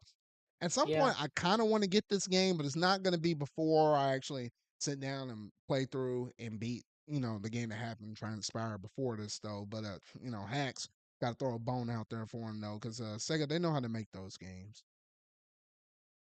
And then also on January 26th, my goodness, all of this stuff released like within a week of each other. That was wild. Oh my goodness. On January 26th, we had Tekken 8, which that did actually manage to go on and win, fighting game of the year. Because, I felt like it's been a while since we had the last, Tekken 7 or whatever, though. But it was nice to have a good, healthy January when normally Januaries are usually typically a little bit slow. Yeah, they're usually like a dead month, honestly. So yeah, at least we started off 2024 with some fire, at least while it lasted. At least for good positivity stuff in comparison to all the wacky industry stuff that happened during that year, though. All right, now let's go ahead and roll it on over to the month of February because starting off on the first day of the month, we had Grand Blue Fantasy Relink. Man, oh man, Steven, I enjoyed the time I put into this game. Unfortunately, I still have not finished this game to this day because there was so much stuff that came out within that last week of January and out throughout the whole month of February. Like I felt like for the main story, it doesn't even take that long though, but I felt like I got 60% of the way through this game. I just need to sit down and do it again though, because I think most of the meat comes from you just playing this game online with just, people that you happen to party up with and do certain quests and stuff. I enjoyed my time Yeah. with it. I had the limited edition of it though. Like I went all out because that thing was like close to like what almost $200 or something like that. But I really love the game. It's just I just wish we had more hours of the day. That's all I can say about this game. Yeah, I wish I had more hours in the day too, honestly. And speaking Just of I more, could play more games after work. yeah, and speaking of more hours, the game that did take a lot of my hours out of me, Persona 3 Reload, the very next day, February 2nd. I'm still kind of upset that this thing did not get nominated for anything in the Game of the Year. Um, yeah, in the Game Awards. Gosh, I'm trying to figure out what I'm saying. Surprised that it didn't get nominated for anything, or even music for that matter. Because Atlas, they know how to make some games. This definitely feels like a really good remake in comparison to the original one. Obviously, a little later on in the year, they did manage to give us that Fez content and stuff. I know people were kind of wishy-washy the fact that we didn't get the portable content with the female protagonist though, but they were just trying to stay close to the original roots with the vanilla version of Persona 3 though. But that is definitely one of my favorite games I managed to play this year though. And shoot, when it was all said and done, I think I put over like 70 hours or something in that game though. But I can see why a lot of people like it's really good. I will eventually get to even just Persona 5. Yeah, start off with Persona 5, then go to Persona 3. That'll be my That recommendation. we'll see. I might just start with 3. Like, I mean, I don't it's really not it's like. not bad to start off with 3 because I still think 5 was better. I don't think you can go wrong either way if you go 3-5 or 5-3. Well, Kind of there's up to you. also 4, but like I hear a lot of people talk about 4. Hey, We'll focus see. on 3 and Oh, 5 first because you never know if Atlas is going to pull something with 4 in the future. By the fair time you enough. do finish 3 and 5, Well, there's also the possibility that 6 comes, which that could have been on our 2025 predictions. We'll see. I didn't mention it because I didn't want to jinx anything. I'll leave it at that. Alright, but And yeah, then like I'll eventually get to one of those games. It looks fun. It looks very stylish, and nice looking and all that. I know a lot of people enjoyed it. Yeah. On February 8th, we had Helldivers 2. That was Okay. surprisingly the biggest shock to Sony outside of what happened later on in the year with a certain canceled game that was wiped from existence though. But this is the one that really caught Sony off guard. You know, they put this game out on PS5 as well as PC at the same time, and they did not expect this game to blow up nearly as big as what they did. And I know you were the one between both of us that managed to play this game. Yeah, I played a decent amount of it, and I have my thoughts on just how they handled it. Definitely, But the very fact that they interesting put game. out a game like this, like at least it caught you by surprise, at least, didn't it? Yeah, I kind of just didn't expect PlayStation to put out like a game that like just everyone liked. It just it was a fun game. Really nothing wrong with it. Just like a nice fun game for the community. It was like a it wasn't PvP. It was nice and it was co-op, really, is what this game is co-op, which is nice. It's a nice change of pace, honestly. Mm, Just a nice little experience to play with your friends and gear up to support Super Earth and all that, and it was fun. The main problem with the game was one, the bullshit that PlayStation pulled in trying to just make this game less accessible to people. oh gosh, the whole thing with requiring the PlayStation account, then turn around and backpedaling up on that mess, and then they said, "Hey, Yeah, I was in the future not for any other PC fond game, of we'll that. let you know up front, so then that way people make an informed decision." Gosh, that was a hot topic during that time. My goodness. Sony is fucking stupid sometimes. Just I don't get it, honestly. Fact of the matter is they did fix it. Obviously, I'm glad that they fixed it. Mm, Um Honestly though, regarding Helldivers, like it's a fun game and all. They're doing new content updates, this and that. It's just a regular live service game at the end of the day. It gets its content updates, people come back to it, but it doesn't nearly have as many players as it used to have. If we're talking about the base gameplay, though, it is a fun game, and I might go back to it eventually. But all of that stuff that happened just kind of put me off, and then I don't know if I mentioned it yet. Sorry, they nerfed a lot of stuff that was fun in the game. A lot of the weapons, they just made the game overall harder, mm. which would be I usually like difficulty in my games, but like it's a co-op game, it's a team game. You don't got to go doing balance changes. Yeah. So overall, that was a shocking release from Sony, but it was pretty good, at least to see, people had a fun, good time within this game, despite some of the trivial stuff that was associated with it. On February 14th, you had Tomb Raider 1 through 3 remaster. Forgot this thing even came out earlier this year. Like I think that was like announced in one of Nintendo's earlier directs though. I think that was a shadow drop, if I remember correctly though. I don't know. Maybe at some Might point have I'll been get in the around partner to. showcase. You got I to think it was remember, that. I think it was because that. Yeah. Nintendo only had a June Direct. That was the only Direct they had this year. Yeah, it was kind of a telltale year because we knew this was going to be one of Nintendo's off years, though. But surprisingly, they did manage to put out quite a bit of, games between, the start with another Code Recollection all the way down to what we got at the end with Mario and Luigi. But overall, that's kind of nice that they were able to, release a remaster of a, old school classic right there.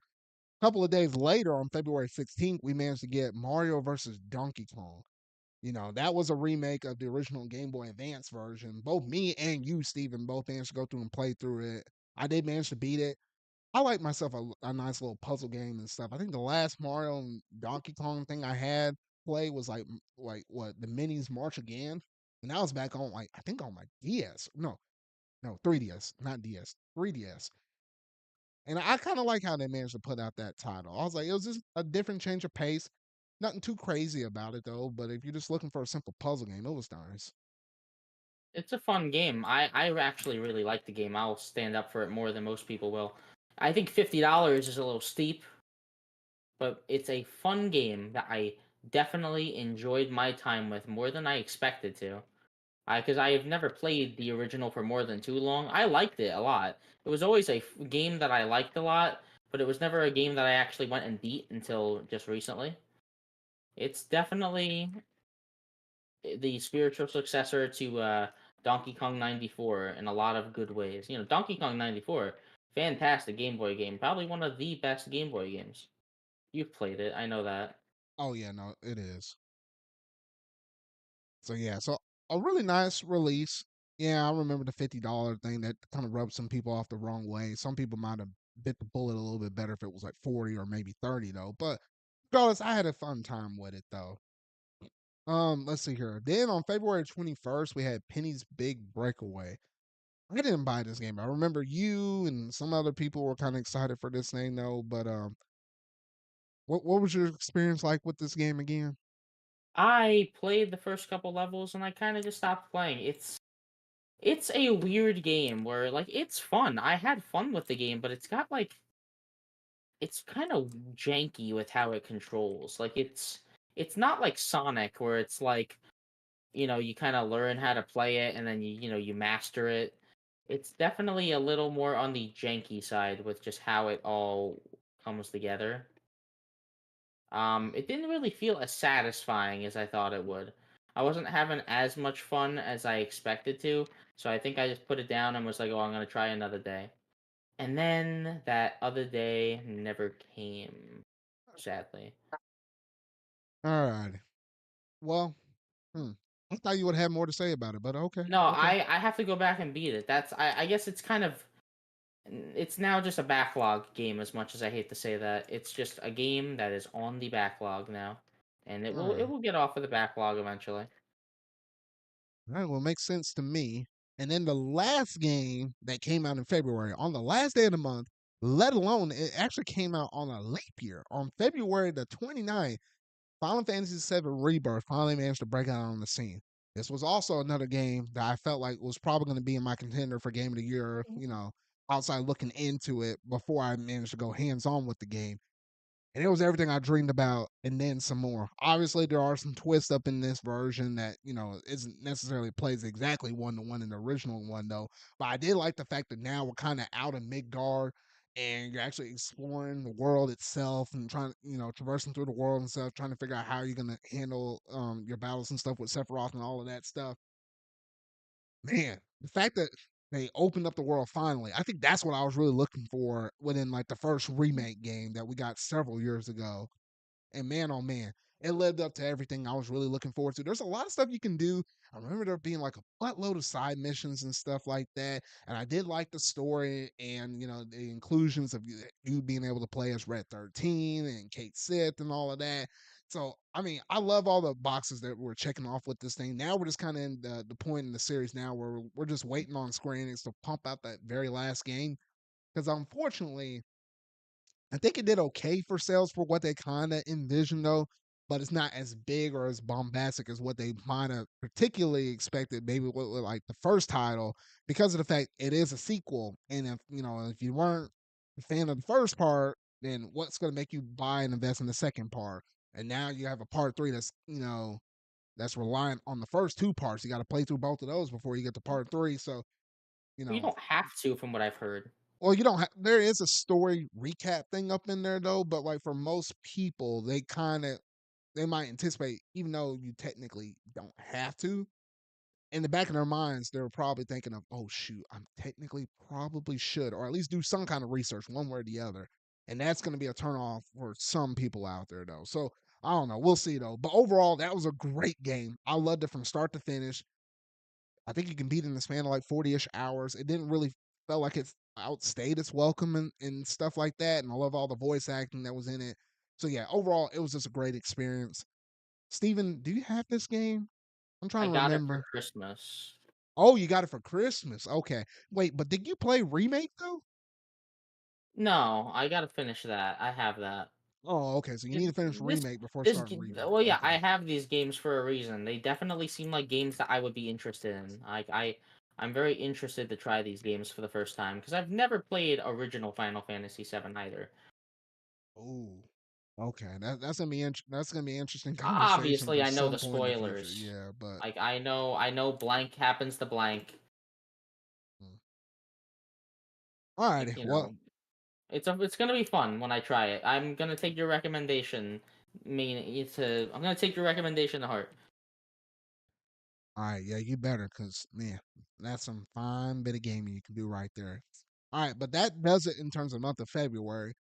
Now I think that's when things started to slow down until almost a little bit of a lull for these next couple of months, though. But in the month of March, we did manage to have one strategy game that came out, Unicorn Overlord. It wasn't one that I managed to pick up, though. But out of every other thing that was mentioned at the Game Awards in that one category for strategy RPG of the year, this one probably should have won it just by name alone because I didn't recognize anything up on that thing. So I just want to kind of just throw a little shout out for it, though, because I know, Steven, you hadn't played this game. So I just figured I'd just mention it real quick. And then on March the 22nd, we had Dragon's Dogma 2, and that also released. I know for a lot of people, that might have been some people's personal game of the years. There's, a certain community and stuff that really likes, Dragon's Dogma and stuff. And with this being the second one, it's like, oh, okay, that was pretty cool, though. So I figure I'll also mention that on the list. And I don't think no, for sure you hadn't played that, Steven, right? Dragon's Dogma, new. Okay, that's what I was thinking. All right, so yes, you had that on the 22nd. Oh my gosh, the 22nd was kind of wild. What the freak? Because also on the 22nd, you had Princess Peach Showtime. Now, I didn't pick this game up. I remember following along with it, just with it being a Nintendo game and stuff. I just knew that it wasn't gonna do anything for my particular kind of taste though. But Steven, I know Sonic bought this game. Did you bought this game as well, didn't you? Princess Peach, yeah, I bought this game. I got to the first boss, I beat it, and I didn't really get much further than that. It's like such a weird thing, Zard, because it's not that I didn't like the game. I just didn't feel like I was wowed by it. It's the most 7 out of 10 game I've played in a while. That was my fear with this game because I knew it will be all right for like kids of a younger demographic or whatever. Like it's like a first entry game or whatever, or especially if you're particularly or like a parent and you might have a young daughter in your household or something like that, and you might have she might have some older siblings or something like that, some guys or whatever though. But she always had an interest of just playing some games, following her brother, whatever. That could be an easy gift that you can give to her and say, "Hey, look, here's a Christmas gift or a birthday gift." During the year of 2024. But to me, being how old I am, and I don't have a strong affinity with Peach or anything like that. She's a cool character, don't get me wrong. I like her particularly better in sports games and stuff though. But like it's nice to have representation and have her own game. I just knew it just wasn't gonna do anything for me. And like what you said with a 7 out of 10 game, that seemed about right if I were to go through and play it. I didn't It's got even a mess nice around with the aesthetic. demo. It kind of reminded me just with how it looks. It kind of reminded me of Luigi's Mansion 3, but it does not perform as well as that game. It's got performance issues. Switch 2 can't come fast enough because this game at 60 FPS would be a lot more bearable. Fact of the matter is, it's not 60 FPS. It's honestly closer Is it to a like a solid very 30? no, Mm. it's not. That looked like a game that wouldn't really tax the Switch that much, but like, what the heck? Okay, well, whatever.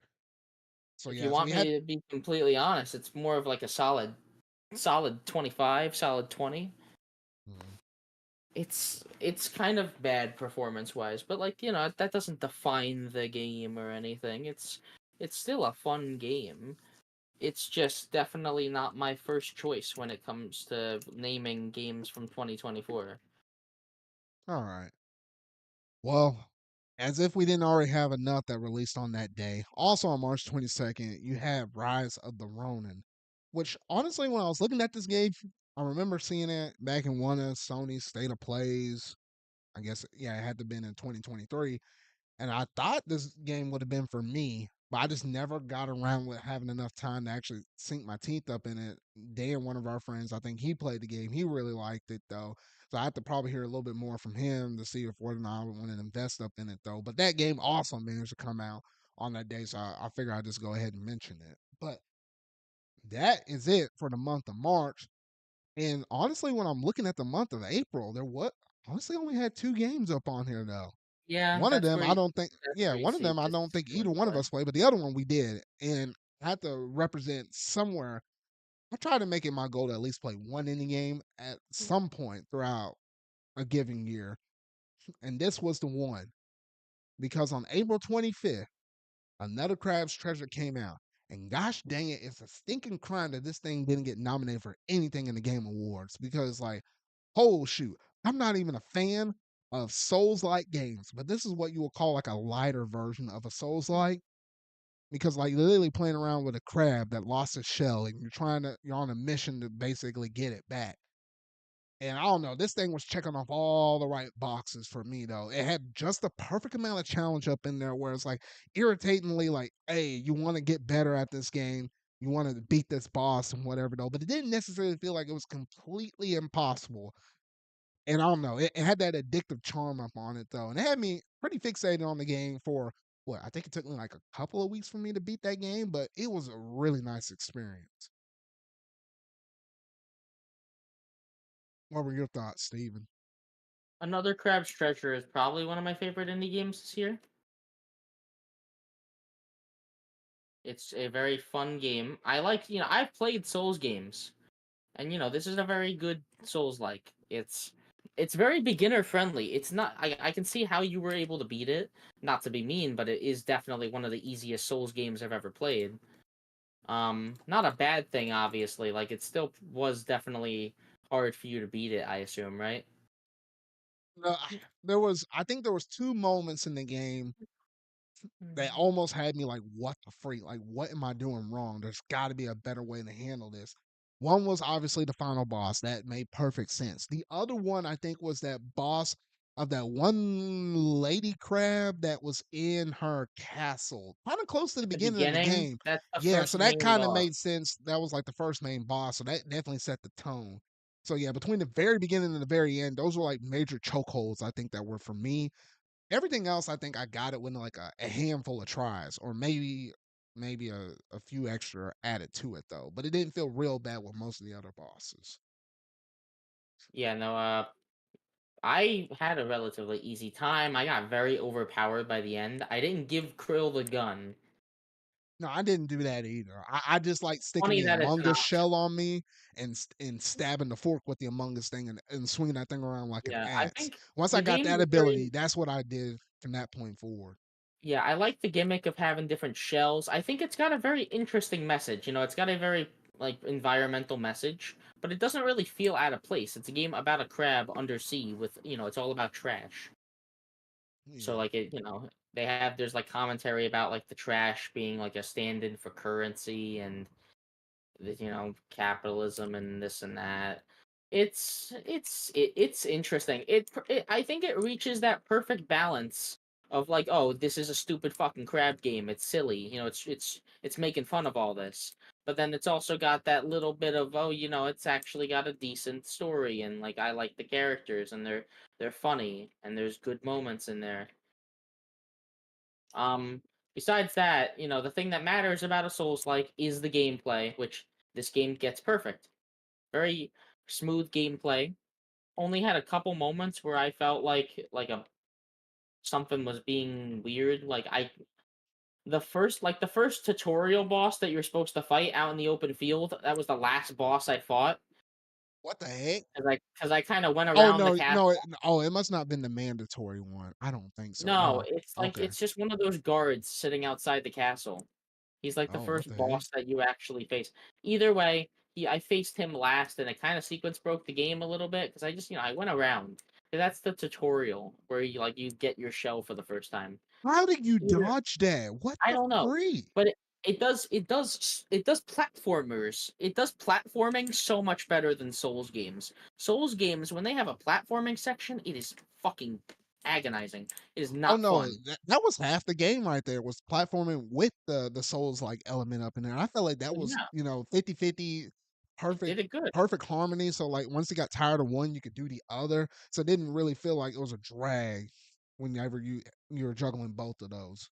It was handled very well, and all I can hope for is that this game gets a sequel. And I just have to mention one more thing about the game. I like how if you scan one of the QR codes on one of the boxes of trash, it sends you to a meme video. I don't know if I Yeah. sent that to you. Oh no, I It's remember you sending that to me. it's a surprise. I won't say which. I won't say what it was, but it's a very funny QR code. And then the last thing I'll say about this game before we roll to the next one is there's no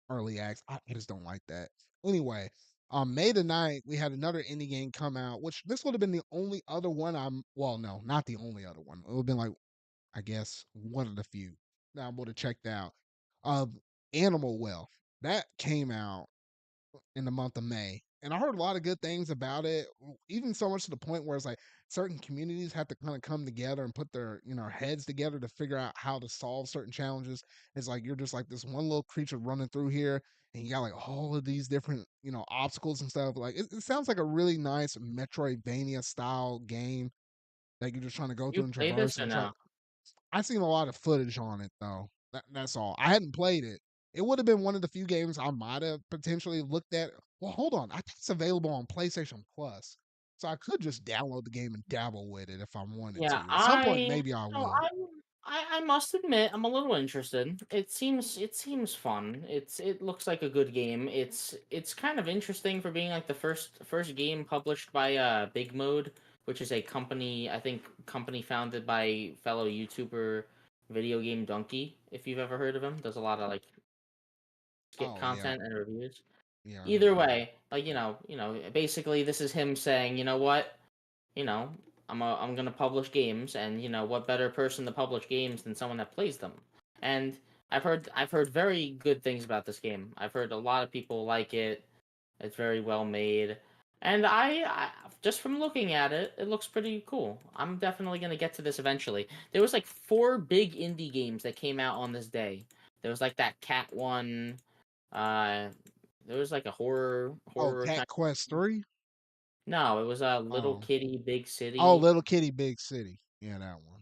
Something like that. It was weird name. Yeah. All right, so that was it for that. And then now on May the 21st, this is one I was kind of alluding to earlier. The one notable Xbox game that came out around this time, and yes, I'm referring to Hellblade 2. Notable.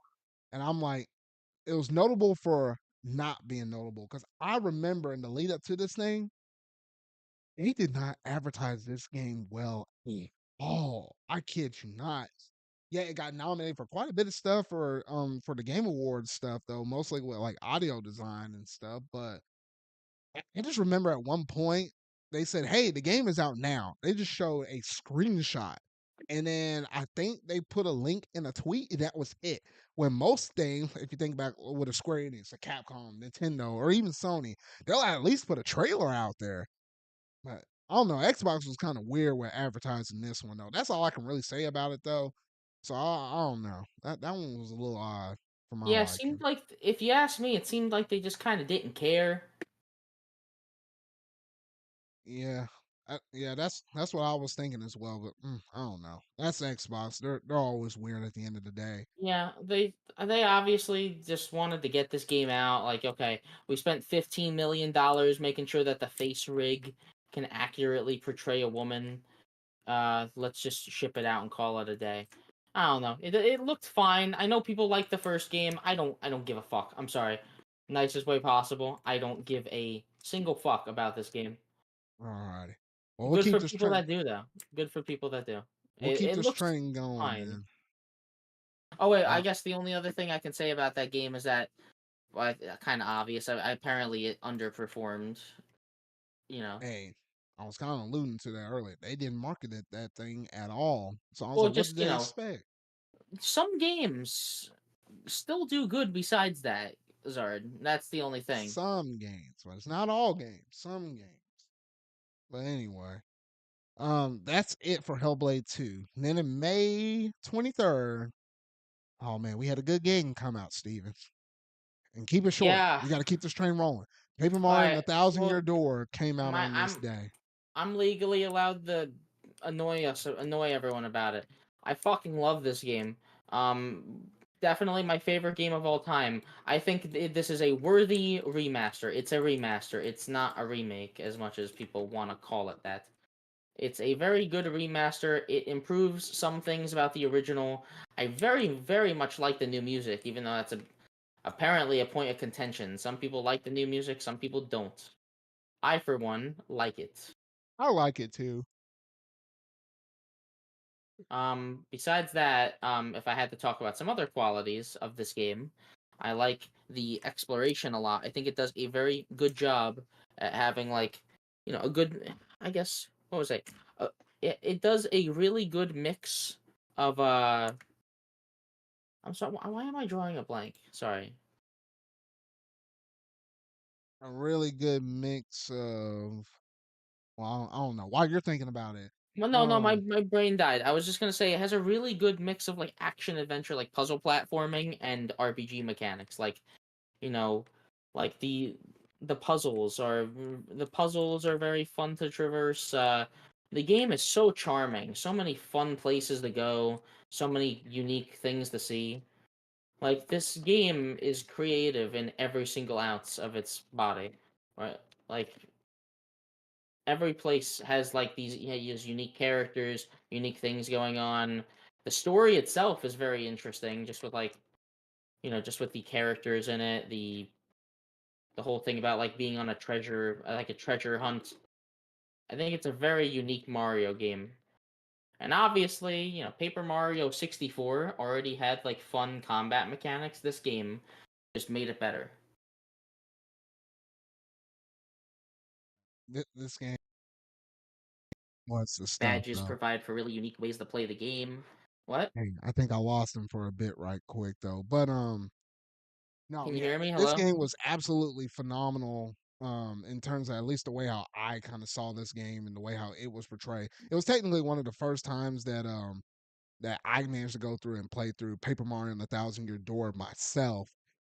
And I really did thoroughly enjoy my experience with it because I always heard a lot of people say stuff about this game um in passing and all of that. So oh my goodness. There's a lot of stuff I could say about this game though, but man, I had a great time up in it. Steven, you back?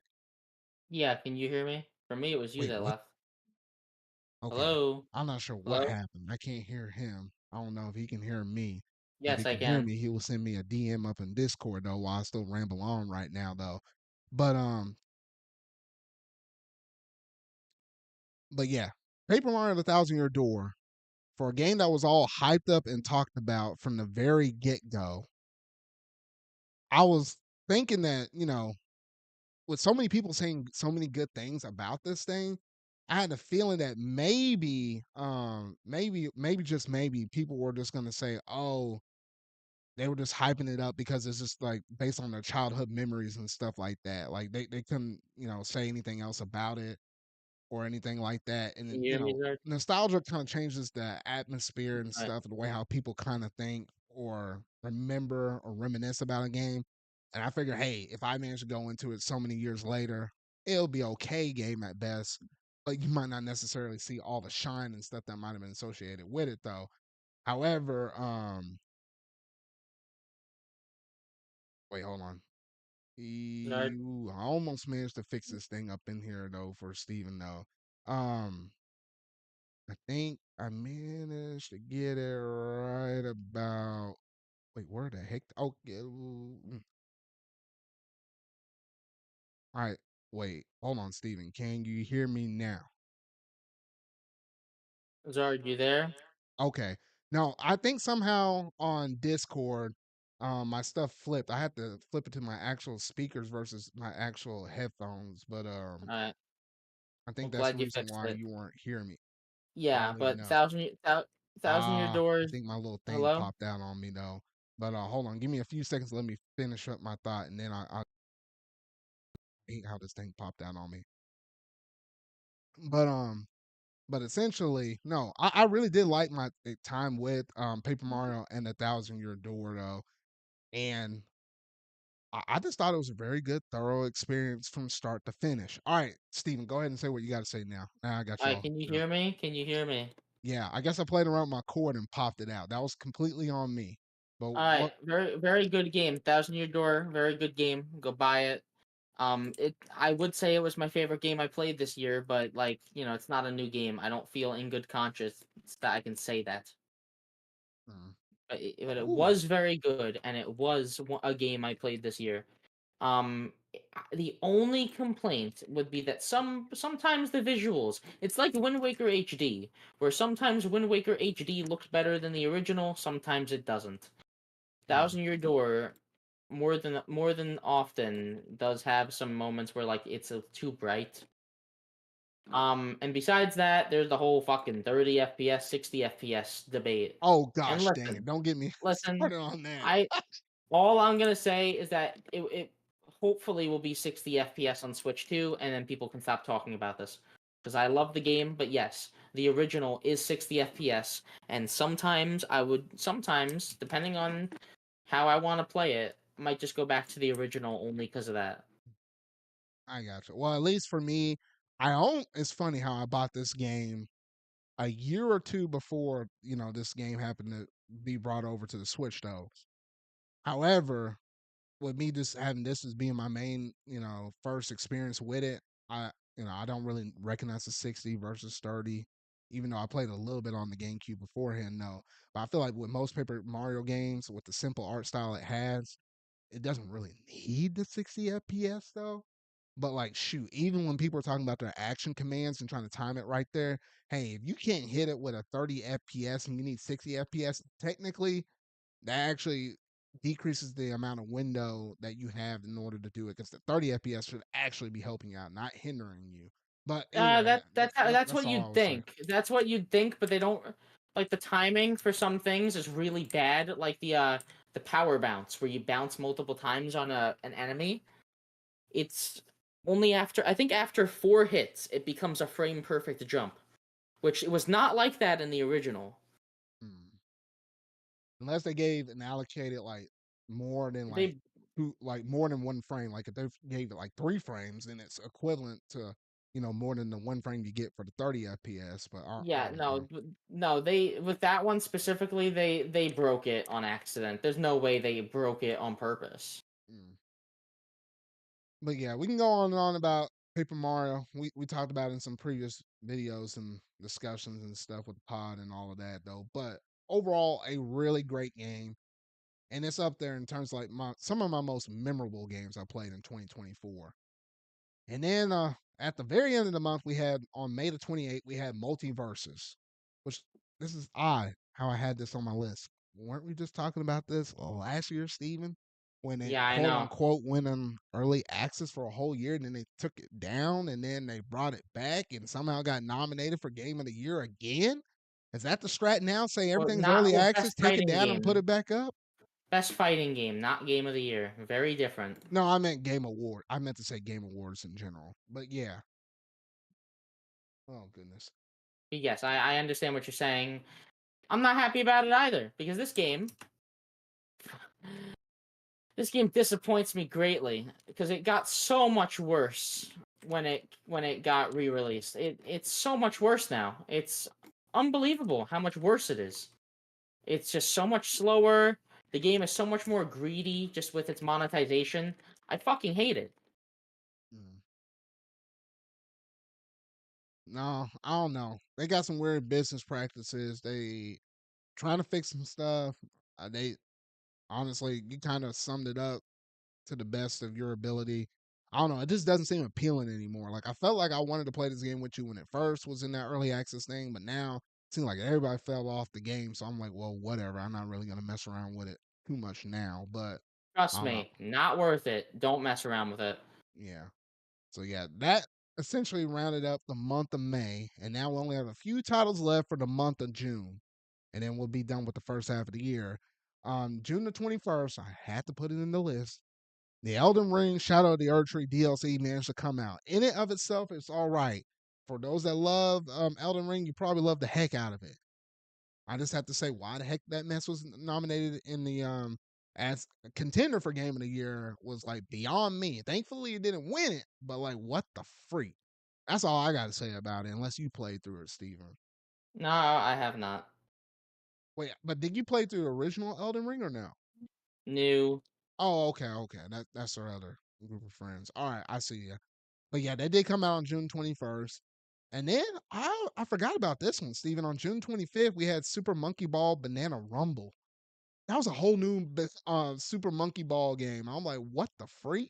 I remember what the Banana Blitz thing from like the Wii version being brought over to the Switch, but I think at this point you can almost feel like you should be able to play every Monkey Ball game on the Switch now, including a brand new title. If memory serves me right. Think Hmm, so. hmm. That But sounds right. yeah, that sounds about right. But that's really cool that they managed to put out another one. From what I heard, I think it's a pretty solid title. I didn't hear any bad things about it though, which is good. Yeah, Like, but I heard the like the multiplayer modes, like there's that new battle royale mode. Everything's got to be a fucking battle royale now. But that mode apparently just is kind of lame. And like the mm, other multiplayer, the single player seems really good, but like the multiplayer outings, which people usually like in Monkey Ball, were not as good this time around. mm, I might pick it up just because I like how Monkey Ball plays, and even if it's just the single player, I'll play that. I don't care. yeah, yeah, because I have the One Plus Two on the Switch, and I already had the original Banana Blitz. I just had that on Wii. I didn't think about getting it on the Switch again though. But I don't know. We'll see about this one if I'll get it some point after the fact though. Maybe if it's on a really good sale. And then to round off the year, Steven, with the last notable game we have on our list is Luigi's Mansion 2 HD that released on June 27th. Dang, sometimes I forget this game came out this year though. I mean, it was like right in the middle of summer, and that was like a notable 3DS game that they managed to port over from that system over here onto the Switch. And that's really cool. I mean, I played the first game in the series. I played the third one in the series though. The last one I need to play is two before what maybe on the Switch 2 they'll drop out of Luigi's Mansion 4. So I'll get around to it at some point though. But like, what was it? They priced the sucker at $60 when I think what was it the 3DS one was at $40, and that brought up a little bit of controversy right there though. I mean, the game looks all right and stuff, but I mean, outside of that, I thought it was just okay. But what were you thinking about this game? Because did you pick this one up? Luigi's Mansion 2, yes, I did. Did you play it, or did you play the original one already? I played the original when it came out. I played Luigi's Mansion 2 on launch day. Hmm. I just did not play this version of Luigi's Mansion 2. I didn't beat this version of Luigi's Mansion 2, I should say. Well, that kind of makes sense if you went through and already played through and beat the game. That kind of makes sense. That's kind of what I did with Tropical Freeze. I bought it on the Switch, even though I beat it originally on the Wii U. I'm gonna buy DKC Returns on the Switch, even though I beat the original one on the Wii. But that one has some bonus levels from the 3DS version, so maybe that gives me incentive to actually go through and play through a good chunk of it. But no, that makes perfect sense for Luigi's Mansion 2. But yeah, I thought it was a solid game. Or what looks like a solid game. I'll get around to it eventually and I'll pick it up though. But it's kind of odd how that came out during the middle of summer. I was kind of expecting maybe they'll say that for the fall to tie in with like Halloween. Because mind you, like what Luigi's Mansion 3 came out on Halloween Day, whenever that originally dropped out. What was it, 2019? I think it was that year. Something like that. But yeah, any other thoughts on Luigi's Mansion 2 HD, Steven? It's a good game. They made it better. It is the best way to play Luigi's Mansion 2 HD, but it's also just really nothing to talk about. Like it's Luigi's Mansion 2. Like, Mm, it's the same game, better. yeah. Okay. All right. Well, with that one out of the way, that rounds up everything that for our list for our year in review part one. We'll be back in the next episode to talk about part two from everything from July all the way through December because gosh, it got busy between the months of October and November. Like it wouldn't really stop though. But man, that's a pretty solid first half of the year. Usually first half of the years don't usually go that hard, but the fact that our January and February was punching it out the gate with so many titles.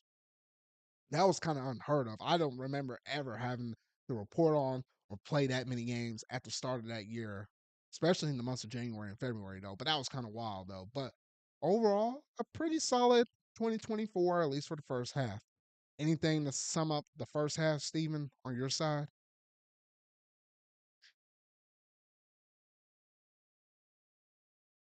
Well, dang. I guess not. Unless Discord messed up on me again, though. But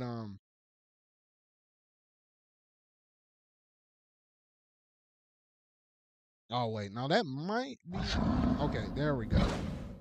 All right, there we go, Steven. Was there anything else that you wanted to say in terms of the first half of 2024, or you about No, summed it all up?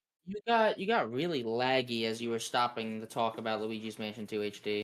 I don't know. Um, Discord. Mm. you can hear me though just fine now, right? Yeah, I Sorry can for the hear you technical now. difficulties, everyone.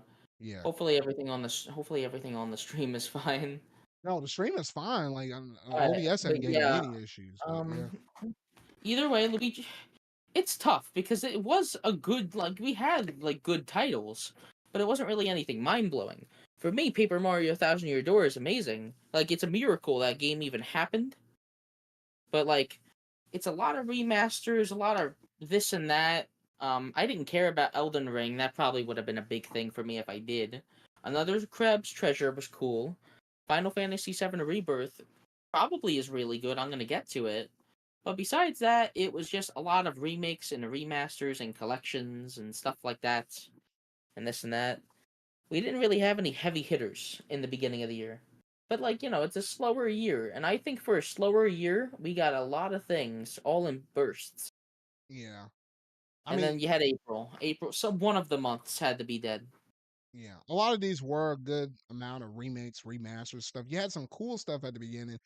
If you're an RPG fan, I felt like January was definitely kind of your month between or no, wait, no, February. I meant to say February.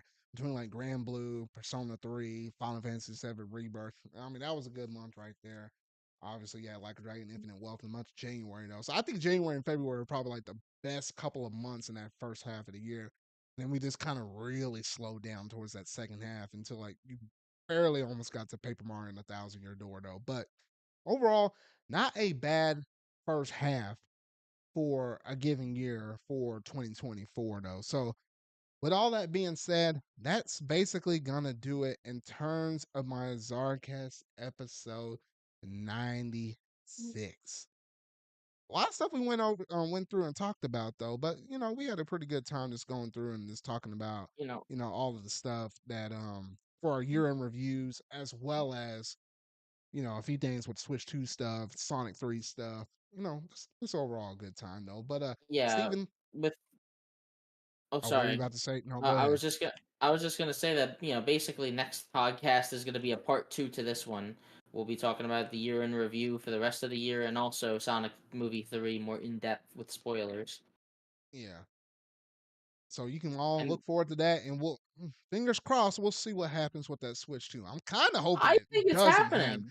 Kind of hope it doesn't happen, just to kind of, in spite of everybody else, and more so for me and my channel, I'm just trying to prep everything because, like, obviously, like this is the time of year where I kind of start reevaluating some things and either making some changes or prepping some stuff though. But to deal with a whole new console release, that's something I never done on the channel before. Like I jumped into this mess during the life cycle of the Switch. So to actually kickstart off a whole nother one, I'm like, ooh, I got some plans ready though, but it's just kind of the execution of all of it though. I don't know. I just have a bunch of thoughts rumbling in my mind though, but y'all see all of that stuff here fairly soon though. But I don't know. We're on the precipice, Stephen. We're on the precipice.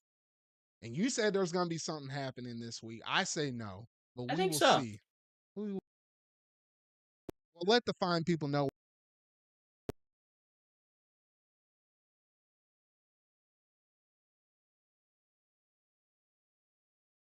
Oh wait, hold on. I guess I lost you. Dang it! Right as soon as we're about to wrap this mess up, I lost that Joker again. Hold on. Let me breathe some fire up on him again. I think Ooh, no, yeah, that is definitely Discord. I apologize. Yeah, I apologize so much. That is definitely Discord. Let me see if I can kick him out one more time and put him back in one more time though. I don't know what's happening with Discord though. All right, Steven, let the fine people know where they can find you before Discord asks can you you hear once me? again. Yeah, and Can I you can hear hear you me? now. Yeah. Yeah, I don't know what's happening with Discord. Sorry, guys. You can find me on twitter.com/, Steven Jr. 1231, or you can find me on a collab channel I do with some friends called Spaghetti Disco on YouTube.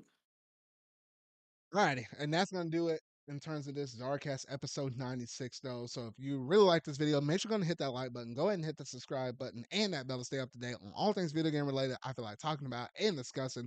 If you happen to be listening to this on one of my podcast servers, that'd be Amazon, Spotify, iHeartRadio. Yes, you can listen to me in the car. Just make sure to go ahead and leave a review on any one of those Audible sites and just let people know we're just a couple dudes that love talking about pop culture stuff as well as, everything gaming related and everything else in between. As we're on the precipice for the Switch 2, things are about to get spicy real fast, real quick, though. But yeah, that's going to do it for this episode, though. So remember, y'all, until our video I make next, and until my next episode, that being my ZardCast episode 97, get close to episode 100. Got some cool stuff planned for that. I'll see y'all later.